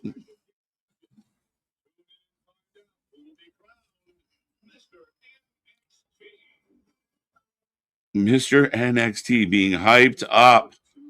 So we go to the back with Tatum and Shiloh. I like Andrade. Andrade's going to give you a good match with MJF. My issue with MJF right now is he needs substance. He needs somebody that can push a story with him. I don't know if Andrade can tell that story. Can Andrade give you an okay match between the bells? For sure. I'm a fan of Andrade. But I think MJF needs a really strong as Zarya jumps Tatum. F5 into the cage. Shiloh sending Zarya away, but Zarya damage done. Zarya wants that title, folks. When will we get that match? Speaking of champions. Well, you were saying with Andrade, but how you know? How you know? How do you know? Because I pitched that very idea of you could do that would be you do the Forbidden Door, you do it for Andrade's New Japan title, the IWGP Global. Is that how you flip it? So you're walking you back do to your own both titles on the line, and then you have him take on Kenny at Redemption for both titles again, and you have MJF being an insufferable prick as an IWGP champion. Now I'm even greater as the greatest champion of all time, and all of that. And then Ospreay beats him at All In. He's now both New Japan champion and AEW World Champion, and he can go and do the dates in New Japan and work in AEW. You kiss everybody, you make everybody happy. That's not bad at all. That is, I think I was trying to think of, wait a minute, but you're not wrong. You cover every major pay-per-view. That's why I don't like the Rush thing, because how did we get there? But the only thing would be if he's working towards Callis or Los Ingobernables or something. Mm-hmm. Well, this is where the booking and then people in AEW get a little lost, because the idea that, just, the champion being in matches and winning them makes him a better champion. And we get it. No. Yes. Well, no, to the extent of we want the champs to have good matches, but if it's a series of matches that mean nothing and we're never really taken serious, then you're just doing matches for the sake of matches. Spend the time and effort building compelling stories instead of those nothing matches. MJF versus Rush is Stone Cold Steve Austin versus D'Lo Brown for the world title. It might be a cool match on paper and everything, and somebody out there might like it, and it might be their favorite match. But at the same time, you have no belief that Rush is actually going to beat MJF and be your world champion. Yeah, no, not at all. And I mean, again, we saw it with Darby, where we knew Darby was not going to lose the belt till he fought MJF. So they're like, oh, what an amazing run. This kid like defending these titles. But at not one point did we buy into any of it. We knew. But that's to me the giant asterisk on everybody that loves Darby's title reign and everything like that. In my opinion, that's the giant asterisk, is because you knew he was going to win. Yeah, like we talk about predictable booking. The Fed's so predictable, bro. You gave Darby a title because they were in Washington. People predicted it. And Nick, I was naive enough to think that's just crazy fan talk. Wrong. Then we go to New York and MJF gets the belt back, all to set up Ospreay winning in London. Like, what the fuck? Like we can't keep running this company like a clubhouse, can we? Well, you just can't keep taking side quests when the main mission, the main goal is staring you right in the face. Like, if you had these months to build up to Ospreay versus MJF, it could be one of your biggest stories and your biggest matches in the company's history. Mm-hmm. Yeah, you really could. And that was kind of my only fear with Andrade is, can you build an interesting storyline from like a promo side of things? But if you are just setting up Forbidden Door and you're setting up that for the IWGP, then go that way. I mean, it kind of Abe Simpson's it, but it's his way to kind of climb in his own back door. Well, I would do both titles on the line and everything. Pause on that, but I would do both titles on the line, and still MJF wins. But then you just have Andrade, which he's been doing, is just trolling the shit out of MJF to where he's pissed, and now he gives him it because Andrade can have a good match. Oh yeah, I don't like that. We know that we went from the Texas Death match with Hangman and the match with Kenny to the squash, the angle with Darby, and then we go back up the match with him and Darby, which maybe wasn't as high as the other two. And now we go to Rush. Like, we were at the peak of MJF's title reign, and then we've dipped, and now we're trying to get back to afloat here. Right? Yeah. I mean, you are right in that sense. As Mason and Tony having a little chit chat. But yeah, Evil in the background there, lurking. The Dark Protector, I think, is what they've been trying to call him, because he's making sure Tony's not going to lose that belt till I get the chance to take it off him. Right.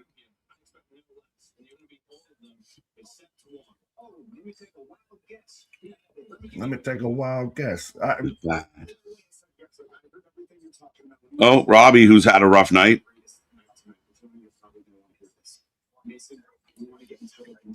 That's not going to. What is bad? Oh, wait. They're going to set up Rook. Rook versus winner of tonight for next week. No, it's Naraku. It's Evil versus Rook for the #1 contendership. Oh. Do not get involved in the title match. But that'll be interesting, because I think you'll be able to showcase Evil, try and showcase Evil as a wrestler, and you have to show more of Mason Rook as a wrestler for him to start getting over. Respectfully, the new look, all of that isn't quite going to do it, so his in-ring's got to win him over. For sure. I mean, I think the one mistake they might have made with Rook coming in, because I'm excited for him, as we do have Marino coming out with Noam, literally with Rook is, I think they cleaned him up too much. They should have kept him, like, he should have felt like a hooligan, like a guy that should have stayed. Yeah, the mullet, like the type of guy that, he should have looked like Brian Hobbs, like that kind of like, grimy vibe. Yeah, right. Like the type of guy that you walk by him as you like pull up somewhere and you're nervous he's going to take your hubcaps while you're in the fucking car in the store. Like that kind of vibe. The hooligan vibe and everything. Because that's kind of what he is. He's a big badass. He's big, he's bad, he'll body slam you down. Right? Well, he's got a nice little crew cut, looking very like you just bought a Subaru and that kind of vibe. Shut up! I used to own a Subaru. Shut up.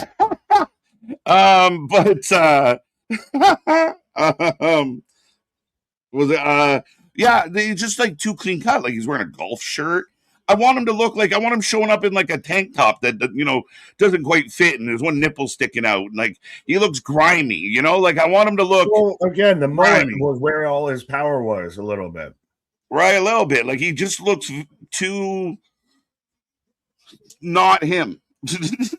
Well, I'll give you that. Too clean. I'm trying to this is the most confused faction. Which is more confused, the Birthright or the Conglomeration?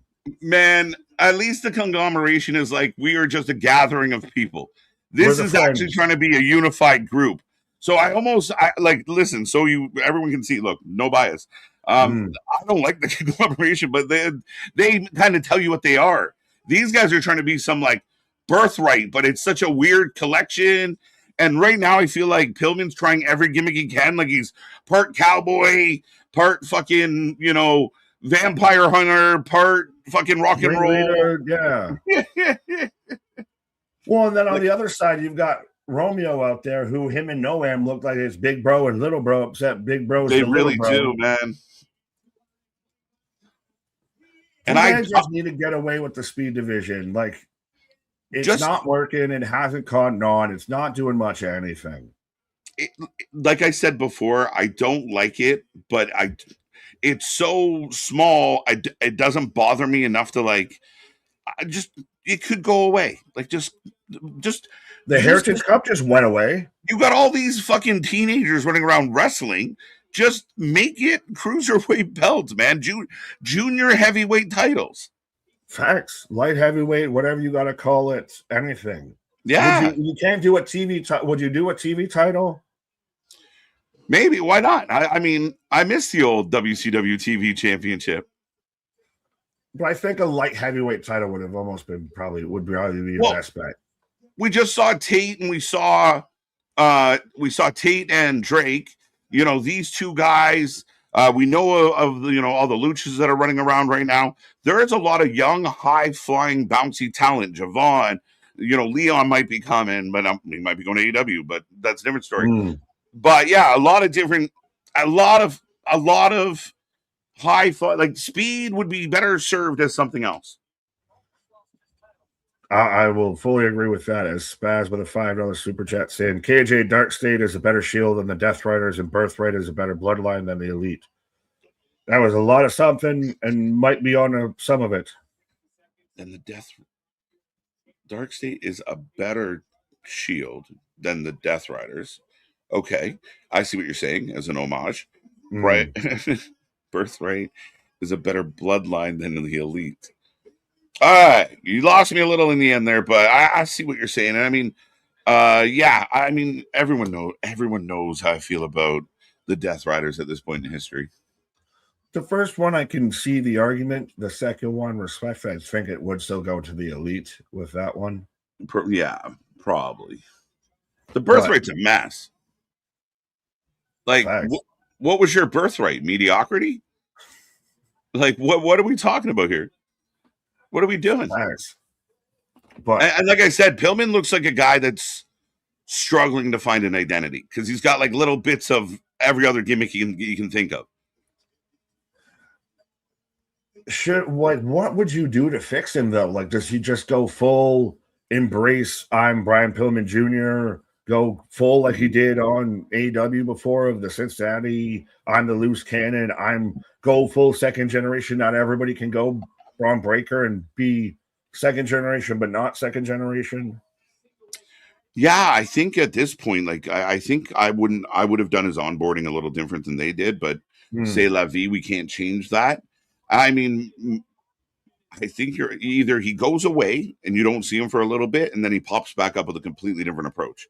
The other option is like you almost said, like he's trying to do this thing with the Birthright, but as he's doing it, you see him starting to like twitch and tweak out, and all of a sudden he's a little more unhinged and a little like things aren't going their way, and he's like starting to snap, and he starts pulling out his hair the way his dad used to, and he starts maybe he stopped shaving that that etched on stenciled beard.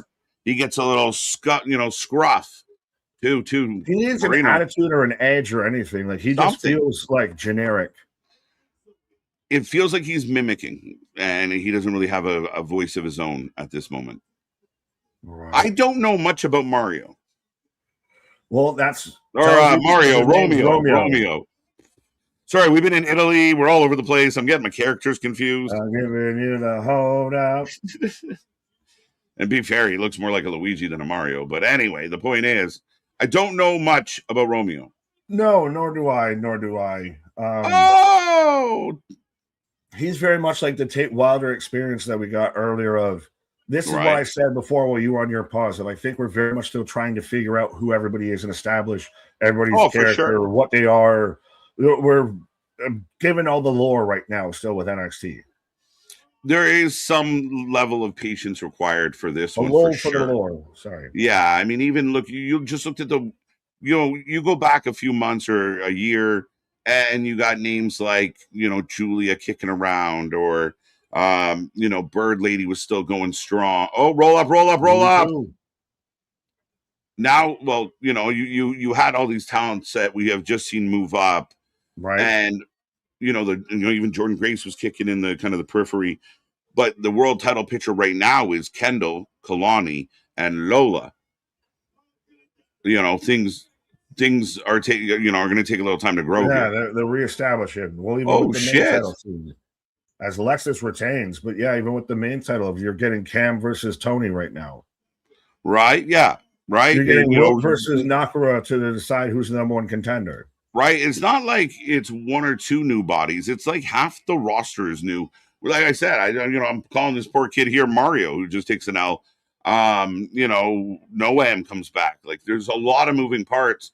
It's going to take a little bit to get the water bubbling on this boil, buddy. Yeah. This is your like fourth Italian joke so far this stream. So the Spaz nailed it down for you for Noam and Romeo out here. Mario, and Luigi Mario. Mario, and Luigi Mario. Beautiful. Kyle, Nick, at this moment, what do you think is better, the system or the Judgment Day?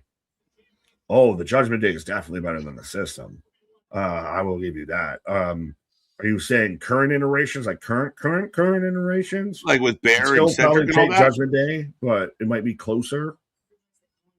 Oh, Natty and Parker. Tank in the background. It's been a week. What are they doing just watching this conversation? Nosy fuckers. Yeah. Nikita. What up, Nikita? How you doing? You about to stay in NXT? You ain't going to no Monday Night Raw. Yums. She's going to be a star, Nick. No. Well, are you? I've been through everything. So is Natty is the N in NXT going to be Natalya? Yeah, I wonder if they go Parker Natty at Bash. I think so. Right? Seems to make sense. Well, again, Jada Parker's in that conversation of when does she move up? What does she need a title? Does she need anything? What's the rest of her NXT run look like? I like this. We have a Wendy Chu sighting. Wendy! And a Petrovich. Two. Nikita's back there running her mouth with Carmen Petrovich, who we haven't seen much of. Right. Yeah, I mean, again, I think that's Jada. I mean, as much as Jada has a lot of upside, I think putting her in something with Natty, beating Natty, and then turning her attention to Lola, that's possible. On the other hand, if Kalani happens to get her hands on the belt, now you have Parker going after Kalani. So that's still Parker's game. So I think Parker's going to be here for a minute, especially we're still waiting for the Blake Monroes and such to officially touch down. So we'll get them down. We'll get them settled. We'll get them tucked away. And in a few months, we'll start talking about who's next.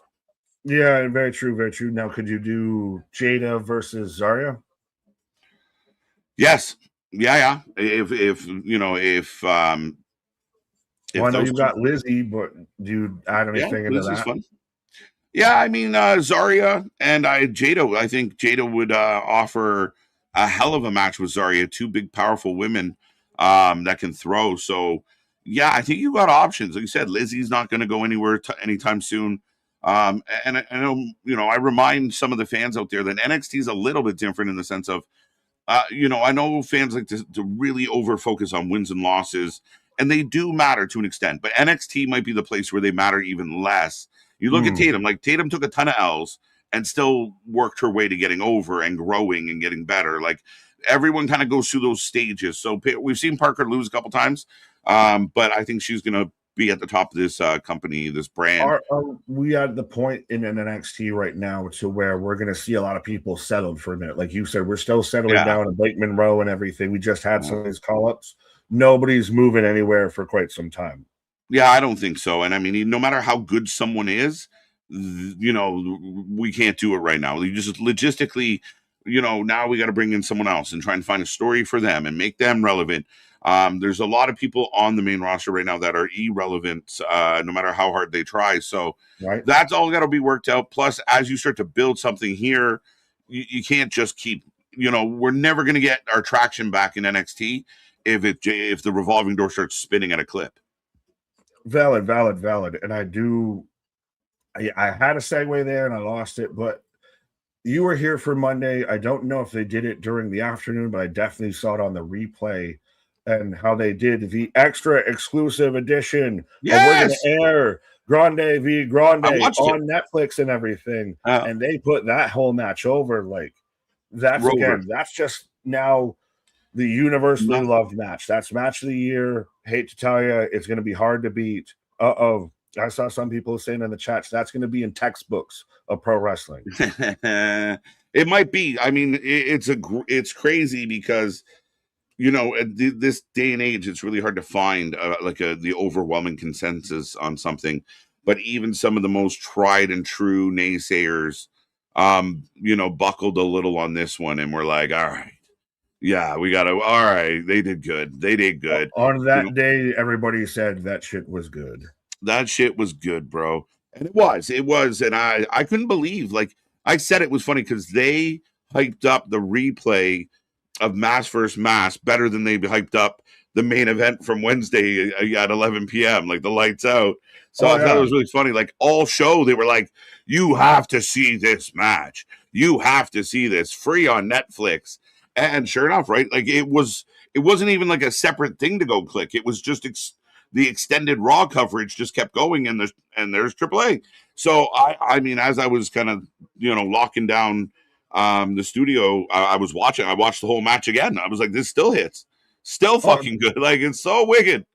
Trust me, I was trying to watch the replay and everything because obviously it was during the afternoon, and I was like, why is this like a 3.5 hour Raw? And then they mentioned about how they're showing everything from Mass versus Mass, and I'm like, this is good dope.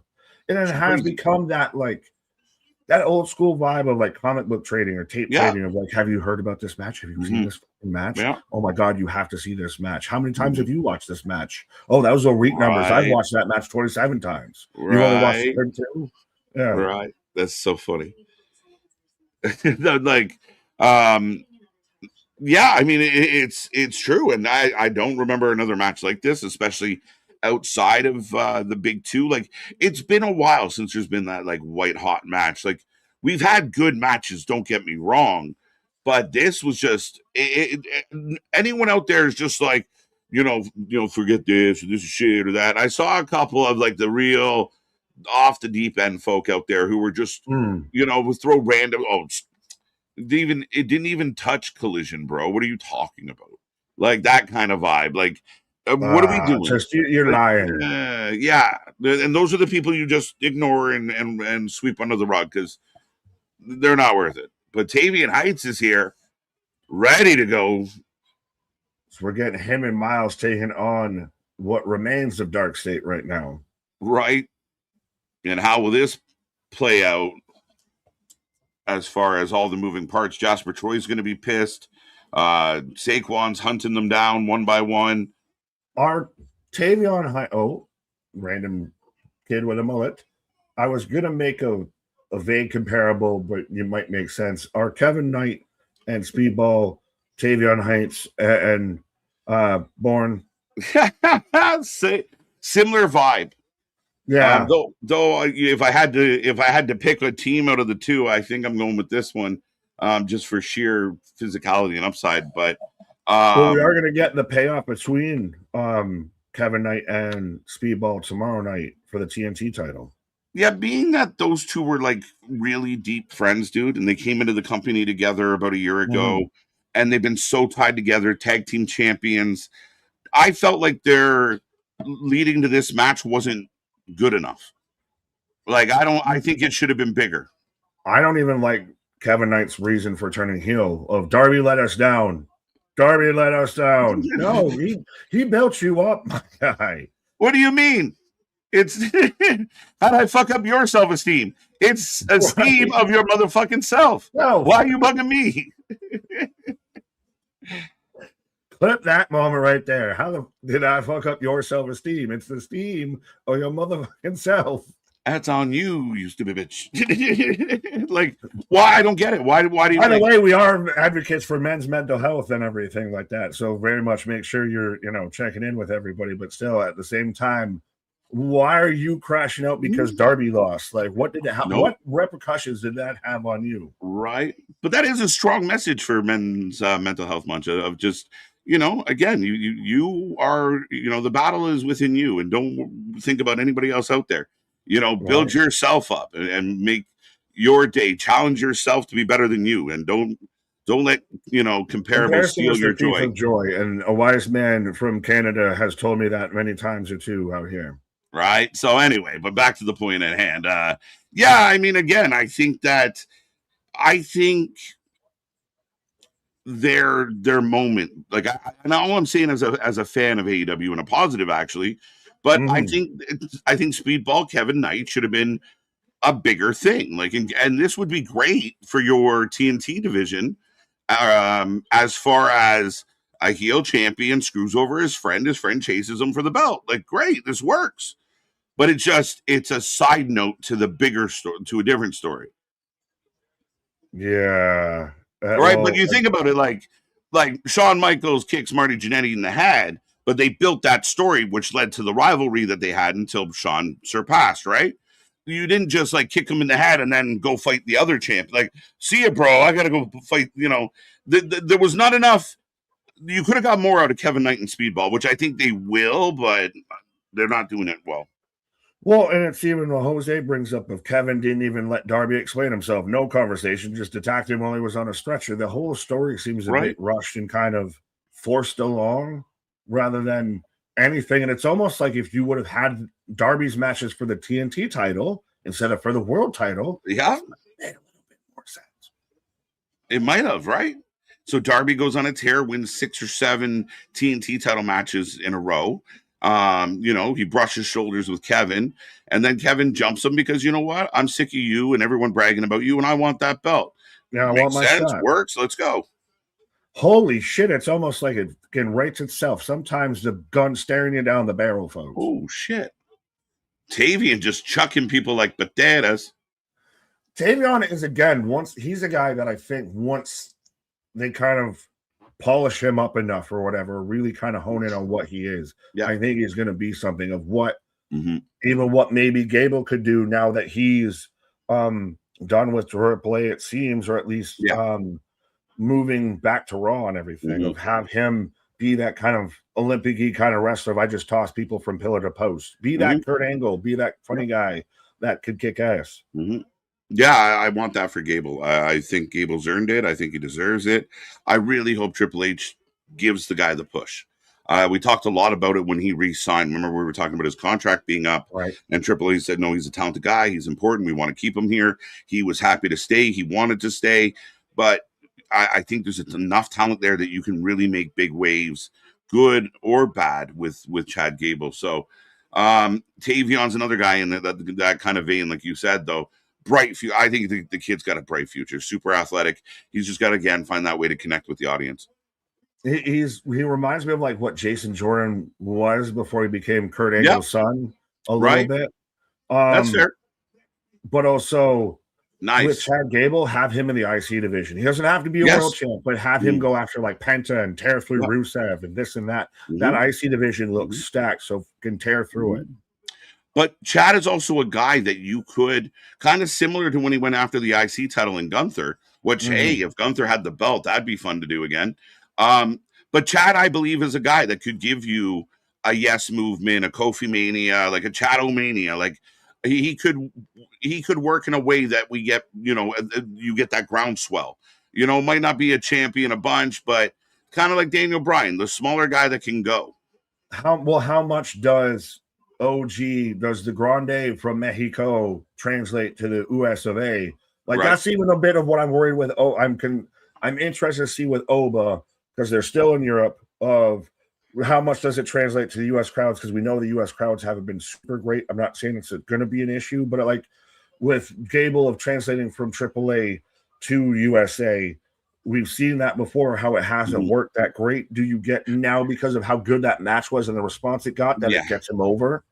I think that's part of it for sure, right? Especially that whole speech after the fact, right? He did the Rocky kind of moment. So now he comes back as himself. Now he can go one way and continue to be a dick and ruffle feathers, which works. He's good at it. But there is a way where he comes in and be, it's kind of that like, yeah, we didn't like, that just respect. We respect what he did, and then he can build on it from there. It'll be very curious. But him coming back as himself, but he's got to come back serious. He can't be doing playful stuff and stupid gimmicks. He's got to be, whether he's heel or babyface, he's got to be dialed in to break ankles. Oh, 100%. He's got to be what we all kind of thought he could be, in being that Daniel Bryan meets Kurt Angle, of, like you said, size and stature of a Danielson, but the personality and the skills of a Kurt Angle. Yeah. Now, it needs runway and it's got to build. I'm not saying tomorrow, folks, before anyone yells at me, but Chad is that guy, because he's such a good pro wrestler. I think it was JBL that said, like, he's legitimately the most talented pro wrestler, like, in between the ropes out there. Like, he's phenomenal.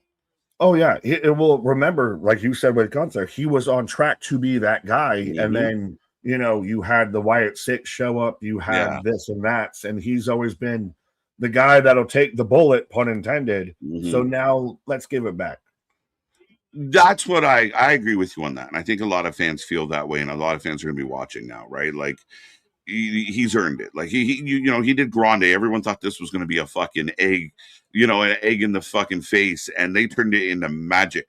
And there's legitimately people out there that bashed this whole thing for like a year who are like, they killed it. That are still trying to crash out and defend him. Like, well, no, it was still bad when they started it. They just made it really cool afterwards. That's still meant to be bad. Yeah, right. It's no longer racist because they had a good match. What? Right, but it was still supposed to be racist from the start. What are we doing? Just enjoying some shit. Why has joy left your soul? Oh, shit. Happiness evades you, as I've got Miles and I've got Osiris. Osiris all over Miles. I walk for miles. What are some of these wrestling names though? Miles, Osiris. All these names are fucked. Like, excuse my French, but like, these names are out to lunch. Why is there no, like, Michael? Steve. No Steves, not one Steve. I get it. Certain names are maybe, but we know that there's more than one Steve. We don't automatically go Austin. Like, it's so like narrow-minded in the whole scheme of things. There's not even a Robert or anything. Right? We got a Izzy and a Lizzie. But not a Robert or a Steve. Well, you've had a few Kevin. Well, we got Robbie Stone. Yeah. All right. Like good, solid, common fucking names you actually bump into.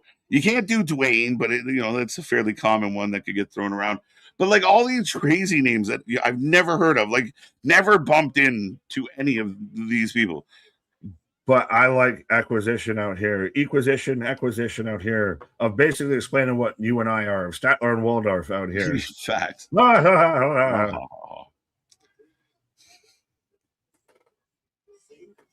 Tagging the Dion. Do they belt up Damon Schmiegel? Roosh. Demon Schmiegel. Demon Schmiegel. I said Damon. Well, like Roosh wins the belt? No. The Harms is not getting the belt. Leo. He's talking about Leo, who should have won the Fatal 4-Way over Roosh. Oh, does Leo get a match? Does Leo get a title? We got two Rooshes in the same company, too.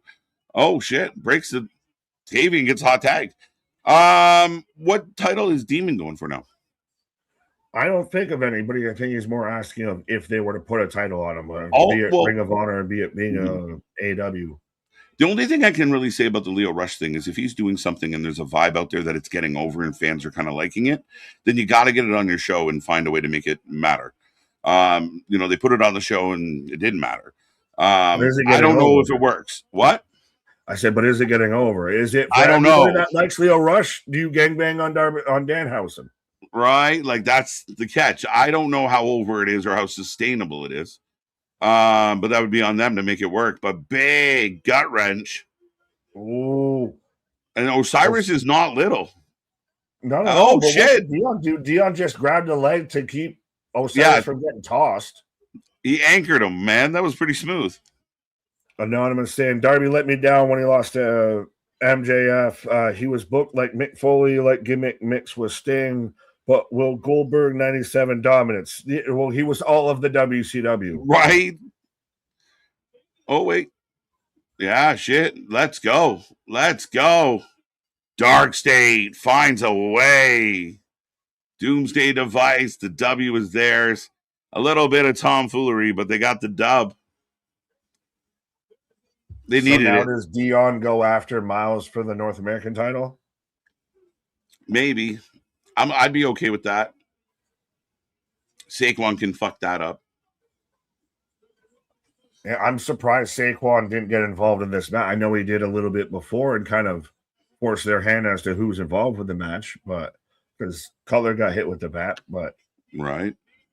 You'd think he'd be a bit more of a menace. Well, it's not done yet. Now he's right there. There he is. Everyone's favorite balcony.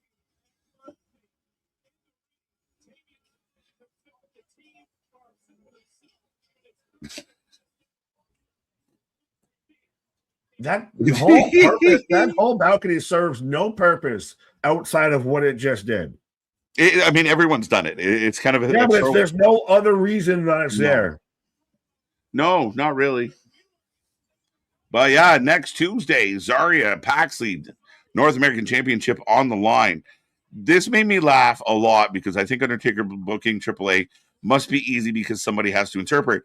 My thought was like, Undertaker's giving them all this like idea, like this is what we're gonna do, and the interpreter's just saying whatever he wants, and the interpreter's the booker that's killing it. I've done told you, I still question all of this. It might be lost in translation of this man's out there, and just then I'm gonna have you jump off the top, and then we're gonna go through a ladder, and then it's gonna be a tombstone, brother. And the interpreter's just saying the complete opposite. Right. And then, then you're gonna do a headlock, then you're gonna do this. Of the booker, the translator's the best booker of the year. Right. He's just like, he loco. Yeah. No mas. But, next week, Tuesday, the pageant. Plus, next week's busy because we're getting the North American title. We're getting Rook versus Naruku, and we're getting the pageant, the Mr. NXT pageant. Which is goofy onto itself. But back to what we were talking about. Could it be also, though, with AAA and Triple H that WWE obviously has more restraints on what he can do and has to fit more into this and everything like that? So AAA has very much less restraints, so he can do a bit more. So that might be why he can pull a bit more off. I think to an extent that is part of it. Like I think there's so much more on the plate of like a Triple H to try and figure out and work with and deal with. And from my life experience, anytime like the big bosses start meddling with like the lower level shit, they fuck it all up because they've never actually done it. They just have more money than we do, so they think they're smarter. And that's what sometimes I think that Trips has to go like, oh, we got to get Dwayne and Travis Scott in this angle. Man. Oh, we got to go back to Vegas. Man. Well, is it one of those like with how many commercials WWE has to get in? Now he just has to figure out how to fucking fit them in. Right. And then very much of like, is it because the board? I don't know how deep it runs. Right. But like, Trips says to does Trips have to say to Nick Khan, like, Cody's going to drop the belt. Then do they have to run that by Ari? Like, are you okay? Well, Cody's more marketable than LA Knight. Well, we've got the drumsticks deal, and too many people aren't buying enough fucking ice cream cones. Mm-hmm. Fucking Taker's down in Tijuana, just like fucking jump and go. Like, you don't care. Yeah, like, that's the thing is that man's out there hanging out with Michelle, bottles of tequila, him and Jeremy Borash having a grand old time. Right, That's just the having thing a is, time. they don't give us. There's no real restrictions on anything that he's doing out there. He's not gonna do a fucking KFC tie-in and then go to Disney and tie in ESPN and all that. None of that. No, and I mean, I think that I mean, if you want to change up titles, you want to make moves. Now, I'm sure there's Trips and other people involved in paying attention as far as he's not running buck wild, but at the same time, Lucha, he just fucking Lucha, like he just the Lucha guy. I love this though. Anonymous saying, I want Nick confronting Undertaker, telling him he's not booking and that the ring steps aren't heavy. I know I saw MDB was out there sharing the video of my favorite comedian Kev on stage out there grabbing the ring steps of testing how heavy they are. I still bet you they weigh either 1,000 metric tons or they weigh 100 pounds. I think they weigh 50 in that neighborhood. Fair enough. Even then, so that's even lighter than I gave him on it. If I still like, if a comedian can lift it above his head like comfortably, not straining, not having to do like the kip up and everything. I'm not saying I'm a Swolverine, but I think I could get those up pretty solid. I'm pretty confident. But my only fear is if you make it out of aluminum, you might have people falling through it by the end of the day. Well, we got our own other issues besides even just it being aluminum. Right? Does mom know? Does mother know you were? Mother know? No, we haven't said this in a while. Sorry, Nick. That's an old cut. That's what I was saying. We haven't said that in a while. Does mother know you wear her dress? Go back to the old school Avengers clip. Shit. Now tell him what I told you, Undertaker. Probably facts, right? You tell him what I told you. That's not what I told you. But how would Undertaker know? Like, you might have cracked the code out here, right? Why does no one give Jeremy Borash any credit? Nobody really talks about Jeremy a whole lot, but we're assuming. I mean, maybe he's the key to it all. I don't know. The only Russo stooge to not get any Russo stink on him quite so much. Somehow, yeah, he's managed to stay in the pocket and kind of keep moving forward. So either he's a really good talker, or he, I think he's got some actual talent. Now, could you imagine send Freebird, send Michael Hayes down to AAA? Now, Laredo Kid, you're gonna do the hot tag over here. Yeah, I see him at this level. And he's not quite at this level. How do we get him to this Dr. level? Wagner Jr. didn't have a medical degree. I couldn't book him worth of shit. It's just so funny. Like, she's right here. What do we do? Book her, you dumb shit. Right. Now she's just out there playing single white female with Tiffany and everybody else. Yeah, I mean, again, like the AAA story has been something that's captivated the wrestling world in 2026. It's been very interesting. Very interesting. I think it's going to sweep the midlife crises. Yeah, that we have and everything. Yeah. I think they've got a strong chance to sweep it. Oh, is this? Okay. Tony, I really like what they've done now with Tony. He had the shirt last week that was the Master of Fate. Sounds like very much like a Metallica, like metal as fuck album and everything. But darkness and President all the thing. But they're very much like trying to do. Careful, Metallica's known as the Paisan Seth Rollins. What? So be careful, Metallica. They're known to go to court. So you Lars. Fuck you, Lars. Lars ruined the music industry. Yes, he did. And I'm done darkness for quite a while, but yeah, pause. But no, Tony's out here, like I said, doing kind of Paisan Seth Rollins. He's got that, like if Seth and Dijak had a child. That would be Tony's gimmick right now, I feel. It kind of is. You're not wrong about that. Very Dijak vibe. But it's worked for him to a point. I still think we got to find a way, like almost if he had a mouthpiece, it would help him. I don't know that I'm that into him when he has a microphone. Well, Is it that he doesn't have I like him on the microphone. He was obviously he worked with the group and everything like that. Does he need a win over somebody solid versus a lot of upstarts? Like, you're a Cam Hendricks fan from my recollection. Yeah, I like him. I think Tony hasn't beaten too many people that are like have a resume versus people that have just been announced. So yeah, no, you're right. Like, I mean, I thought Cam was a talented guy on LFG. Clearly a young kid with a lot of potential, good size, good energy, some comparables to the likes of The Rock, like a young Dwayne. So I'm very intrigued by it. But like you said, it's all theory right now. There is nothing on that resume yet. Right. But no, Boston, this is very true. Tony D has one of the best theme songs in wrestling. I stop whatever I'm doing to listen every time it comes on. Well, there is very much, as long as you have a unique theme song in wrestling right now, I think you're doing it right, because there's so many that you have to see the Titantron, you have to see a visual, a name pop up, or then walk through the curtains before you recognize who it is. For sure. So I can't remember if we clicked this on this one or not. Another $5 from Spaz. We appreciate you. This is something I talked about yesterday, Nick, though, about Taker. Is if anyone knows, like, the whole Grande thing was all storytelling. Taker might not be a lucha guy, but he's definitely a storytelling guy. Like, 80% of his career was storytelling.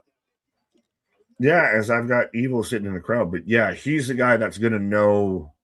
Well, it's still, maybe it's just from watching some of these guys' performers. It's like watching your favorite player on NFL or NHL or any sport or whatever. Right. And you really, once they start to get into coaching and everything, you're like, I know you played the shit out of it, but do you understand like how to call every aspect of it? So no. And that's it. And maybe it is a case of, you know what, Taker's smart enough to be like, they know how the match is supposed to look. They're good at what they do. But here's the story. And that's all this Grande stuff was storytelling at its, like, just beautiful storytelling that paid off. I give you the angle, work within my angle. Yeah. Yeah. I think so. I still like the idea that the interpreters fucking call the shots. That's the greatest new theory I've heard in a minute. Right? Taker sitting in Gorilla going, I didn't call that. Well, honestly, he might have forgotten what he called and just this is fucking, it's going to end up great. So he's like, I fucking called all this shit. He's not going to admit he fucked it up. He looks over at the interpreter, and they're just like, just gives him a thumbs up. Yeah. Nailed it. Right. Yeah. Fuck. Death Rebel ruined the music industry, ruined the wrestling theme industry. Oh, shit. Yo, Tony looked like he almost buckled on that, but turned it into a throw. Just tossing this man. Tony only has that gimmick, Tony. Oh, my God. Cam down hard. Welcome to the show, kid. Does Tony look a little bit like, Evil? Naka. He was sitting in a crowd looking like Nikki from Obsession when a girl gets near Bear. Huh? Oh, the horror movie. Oh, okay. Well, should Tony be more, as he's out there just, I'm tossing you from pillar to goddamn post, should he be more of a ground and pound a la Moxley? I know, dare I say his name in your presence, sir, but one of those that's more ground and pound, like not the Phoenix Splash Seth Rollins, but let me suplex, let me DDT, let me can brawl with you. Yeah, I think to an extent he is kind of that brawler, right? Like, they're trying to, he's not like pulling off like these really pristine suplexes. It's more, I chuck you, like, they're just gone. Yeah, but that's the thing, is that's like that powerhouse, like that's an Oba thing, just like I toss you like that, I feel. So you think very, kind of break it down more, let it be more suplex, more anything like that versus just pounce. Yeah, we're not Marcus Corvon. So right now we got a half crab on Cam, crawl into the rope as Vic God Night. God Night. Yeah. Well, we're out there on Twitch again. We do have the Twitch. Yeah, and Nomina Patre, File Espirito Sante, Garrett Sin, Tony D for the win. Maven D'Lo Brown? Huh? Maven D'Lo Brown, yes. Rope break right now. Bum, bum, bum. Oh, we haven't talked about this. I might need to bring it up. Saying just announcing confirmed Santana contract ends in July. Yeah, long running story. I think there's a place for him in WWE where he could come in and be very successful. So yeah, let's keep an eye on this one come July. A lot of big things happening in July. We're looking forward to July. Yeah, well, does he lose the world title at Slammiversary to EY, or where do you have him drop it if he's going to be out in July? Because I would assume at this point, respectfully, and I'll happily, pleasantly be wrong, Anthony, don't come for me. But I think Santana's done when his contract's done. Yeah, WWE is going to offer him enough to, no matter what, fuck it, come over and you can still do whatever over there. Is there a world where the WWE says not at this time, and then it's the ball's back in TNA's court? Is there a world where he would go to AEW, but he's been there? Is there? I don't think he'd go back because it didn't go well. 3-month, a 6-month deal or something, right? No, no. I think Santana is as good as gone. Slammiversary makes a lot of sense. As far as that's your moment. He loses, and I mean we've watched him kind of even with Joe Hendry just kind of like slowly transitioned over to the roster. I'm not sure how much longer Leon's tied up for. That shall be interesting. But yeah, I could see Santana on the way out and on the way in here. Right. But he is the big fish in that little pond. Well, as Boston says, people are going to ask for Santana to go to the overcrowded WWE, then make fun of TNA for having no stars like Clockwork. We do this shit every year.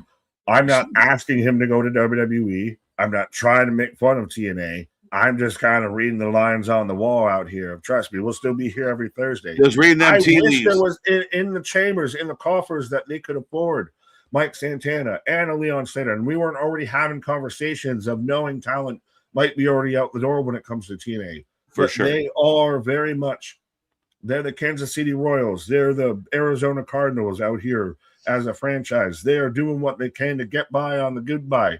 Right. They are doing the best that they can. They're not, if WWE or an AEW comes a knocking, they're very obviously not going to keep their talent. We've seen that multiple times. Right. As Cam all over Tony at the moment, but Tony getting back to his feet. Yeah, I mean, again, I think that unfortunate for if you are a really big TNA fan, Anthony, plug your ears for a second. But it has been that stepping stone, right? Like it has been a lot of people that, get in, even they go in there hoping they can get back. Now, other people like Santana, Moose signs, the longest contract in TNA history. Right. There are people that bleed TNA as well. And I don't think we should sleep on that. The interest, like you always hear the saying, bet on yourself. So if Santana takes a step to go to the Fed, he's betting on himself and hoping that, maybe that TNA safety net's still there if the Fed doesn't quite work out. Well, it's even then, I guess you have to do what's best and what you feel is best for you. I think that he's gotten a bit of a run and a bit of a taste of what WWE might be. Maybe would you do Santana in NXT before you pull him up to the main roster or anything? You did it even with Joe Hendry. Mm-hmm. Maybe a taste. Really interesting in that way. Sorry. Yeah, maybe a taste because Mike Santana versus Tony. It works to me on paper visually as you. Oh, wait a minute. Cam tries to the top rope. Cam Hendricks 100% reminds me of an Anthony Ogogo. He definitely looks like Anthony Ogogo. Which I don't know where Anthony Ogogo went. Kind of gimmick, everything. It's like right. He just doesn't throw punches as much as Gogo, for obvious reasons. No. Elijah Holyfield. I can't wait to see his debut on Evolve this week. Yeah, Elijah, I think he was injured. Damien probably knows more than I do on that one. But Elijah is somebody that could, again, another person where we're like, big things, maybe big things. No, we can't. Some of these people aren't going to make it, but Elijah, Holyfield has name, he has story, and there's an intensity to that guy. But speaking of people who don't make it, I feel bad because a lot of the clips I've seen going around from him on LFG is with Apollo Crews saying, I love you. I'm a big fan of you. I can't wait to work with you and this and that and everything. And a lot of the comments were like, all right, who's going to tell him? It's one of those, it felt very awkward of this is what happens when you have a tape show and some things kind of go a certain way. Now, could you see an Apollo or any sort of release talent? Because we still don't know. We're still within everybody's 90 days. Could anybody resign? Could anybody go work backstage? Yeah. Where do all of these? We're getting post, but we're still within the 90s. Where do they end up? It's always a fun question nowadays when somebody becomes available of, there's multiple options. Some opt to just do the indies and play it out. We've seen a few of the names that were released last time that still haven't committed to a long-term contract of any kind. Right. Almost like playing the field a little bit. Like, you just got out of a long-term controlling relationship and you kind of want to fuck around a little bit. Vince just signed him for only a couple months even. Right. So, yeah, I mean, I think Rook stopping Cam. Rook says, not that chair. Checkmate, bruv. I like that. Back body drop on the table. Big pop. Tony Polamalu out here. He's very much looking like Juice Robinson before the shave. There it is. At your rights. 3 count. Pretty good match. Not like stellar, little on the short side. Cam's got an issue with Rook now. Rook has got his back. Naruku's got his back. Everyone's protecting Tony for them. Well, that's the thing is I like that you kind of have its own ecosystem, its own division that's established itself within it. Of everybody's trying to go out of, no, you're not going to screw him. I'm going to screw him. Pause. Right. But everybody having like the toss slam finishers, the fall from grace, the dead to right. Yeah. Just, I don't fully do a choke slam, but I just kind of toss you in a general direction. Yeah, a little bit. And there's a handful of them that I kind of wish a couple of the guys would mix it up and try something new. TNA needs to start spending some cash to entice more top talent. You have to have it to spend it. You'd have to have, that becomes the question now. They being a bigger company, I bet they wish they had Tony money. I'll put it that way. Mm-hmm. Right, but they got responsibilities. They got responsibilities. But no, I very much don't think that there's just not in the coffers. And I get very much that, yes, they've got the AMC, the Walking Dead, the Breaking Bad money. But I also still think it's very much a trial by process here of there might not be fully, on, breaking news. Could get pulled at any moment. What? Yeah, okay. Why is that breaking news? They said it earlier tonight. I could swear they literally said that earlier tonight. Because we got to end the show. That's why it's breaking news now, in case you didn't remember from earlier in the show. I don't know. I guess. Anyway. Yes, I get to News 7 now, breaking news. Right. Yes. So, ladies and gentlemen, NXT has gone off the air. Let us know how you felt about the show. Give us a rating out of 10. Tony beats Cam. Rook helps Tony. Naruku gives the belt to Tony. Like you said, they got their own little bubble going on here now with these 4. Well, I am interested by it because at least we have established of who's who and who's mad at who and what's going on.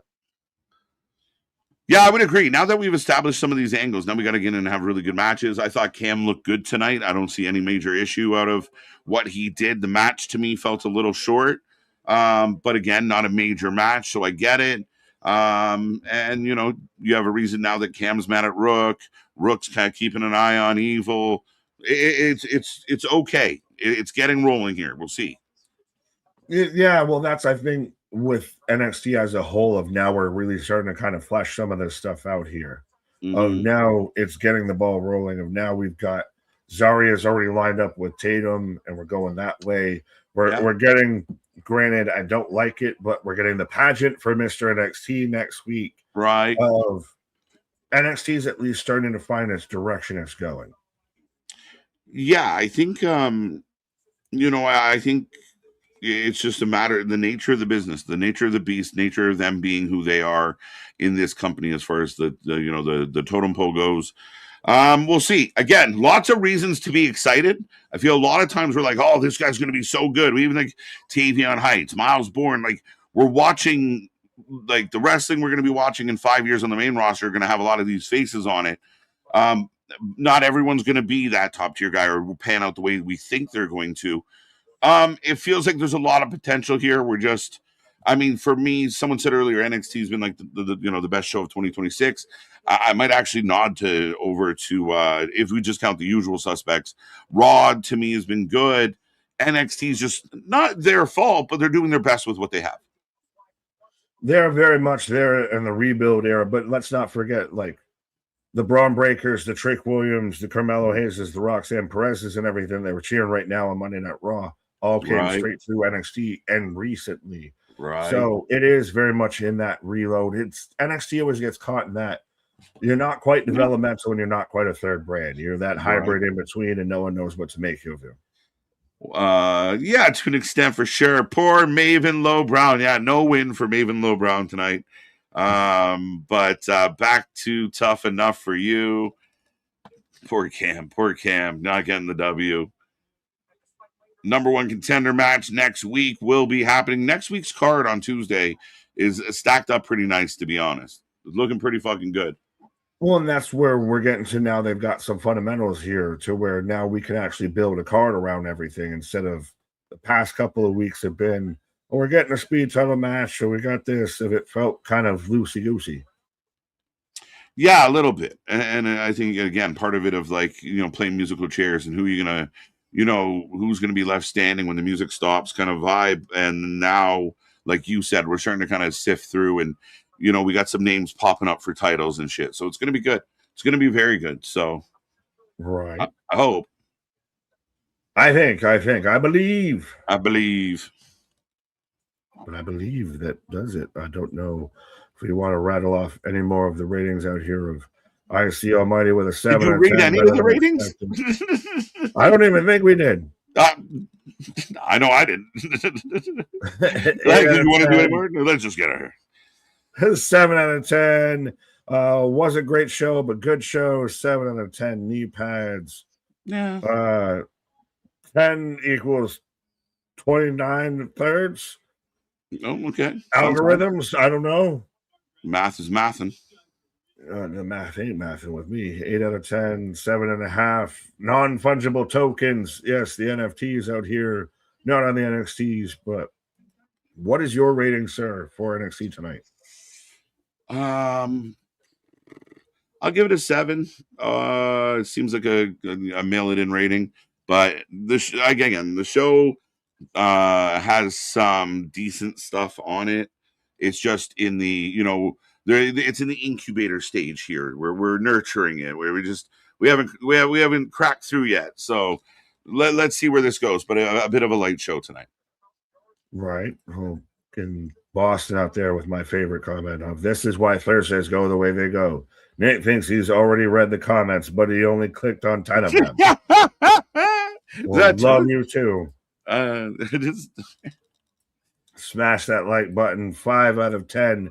Boring. I got my tooth pulled, so I was in a mood. Well, did you get your tooth pulled during the show?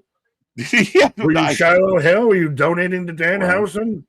Is this one of those things where it explains why Paul's been grumpy for like 6 months? You finally got the tooth out. Yeah, Paul's gonna be happy tomorrow. Finally, character in like a fucking newspaper strip comment of just he got his he's got a fucking issue with his goddamn tooth, and that's why he's been goddamn right. That's why he's been so moody, right? Just gotta pull the tooth. I got a cavity. I got broccoli stuck in my tooth. Right. WWE sucks. AW, everything sucks. Just give us that tooth. We're gonna make it better. Right. Yes, Boston, love you too, bud. Eric saying 7 out of 10. Is Nick going to join us for MJF tomorrow? You goddamn right. Of course I had to be out here to sit there and watch this man beat Roosh. Yeah, at 10:15 p.m. Let's go. Wait, what? At 10:15 p.m. tomorrow. Let's go.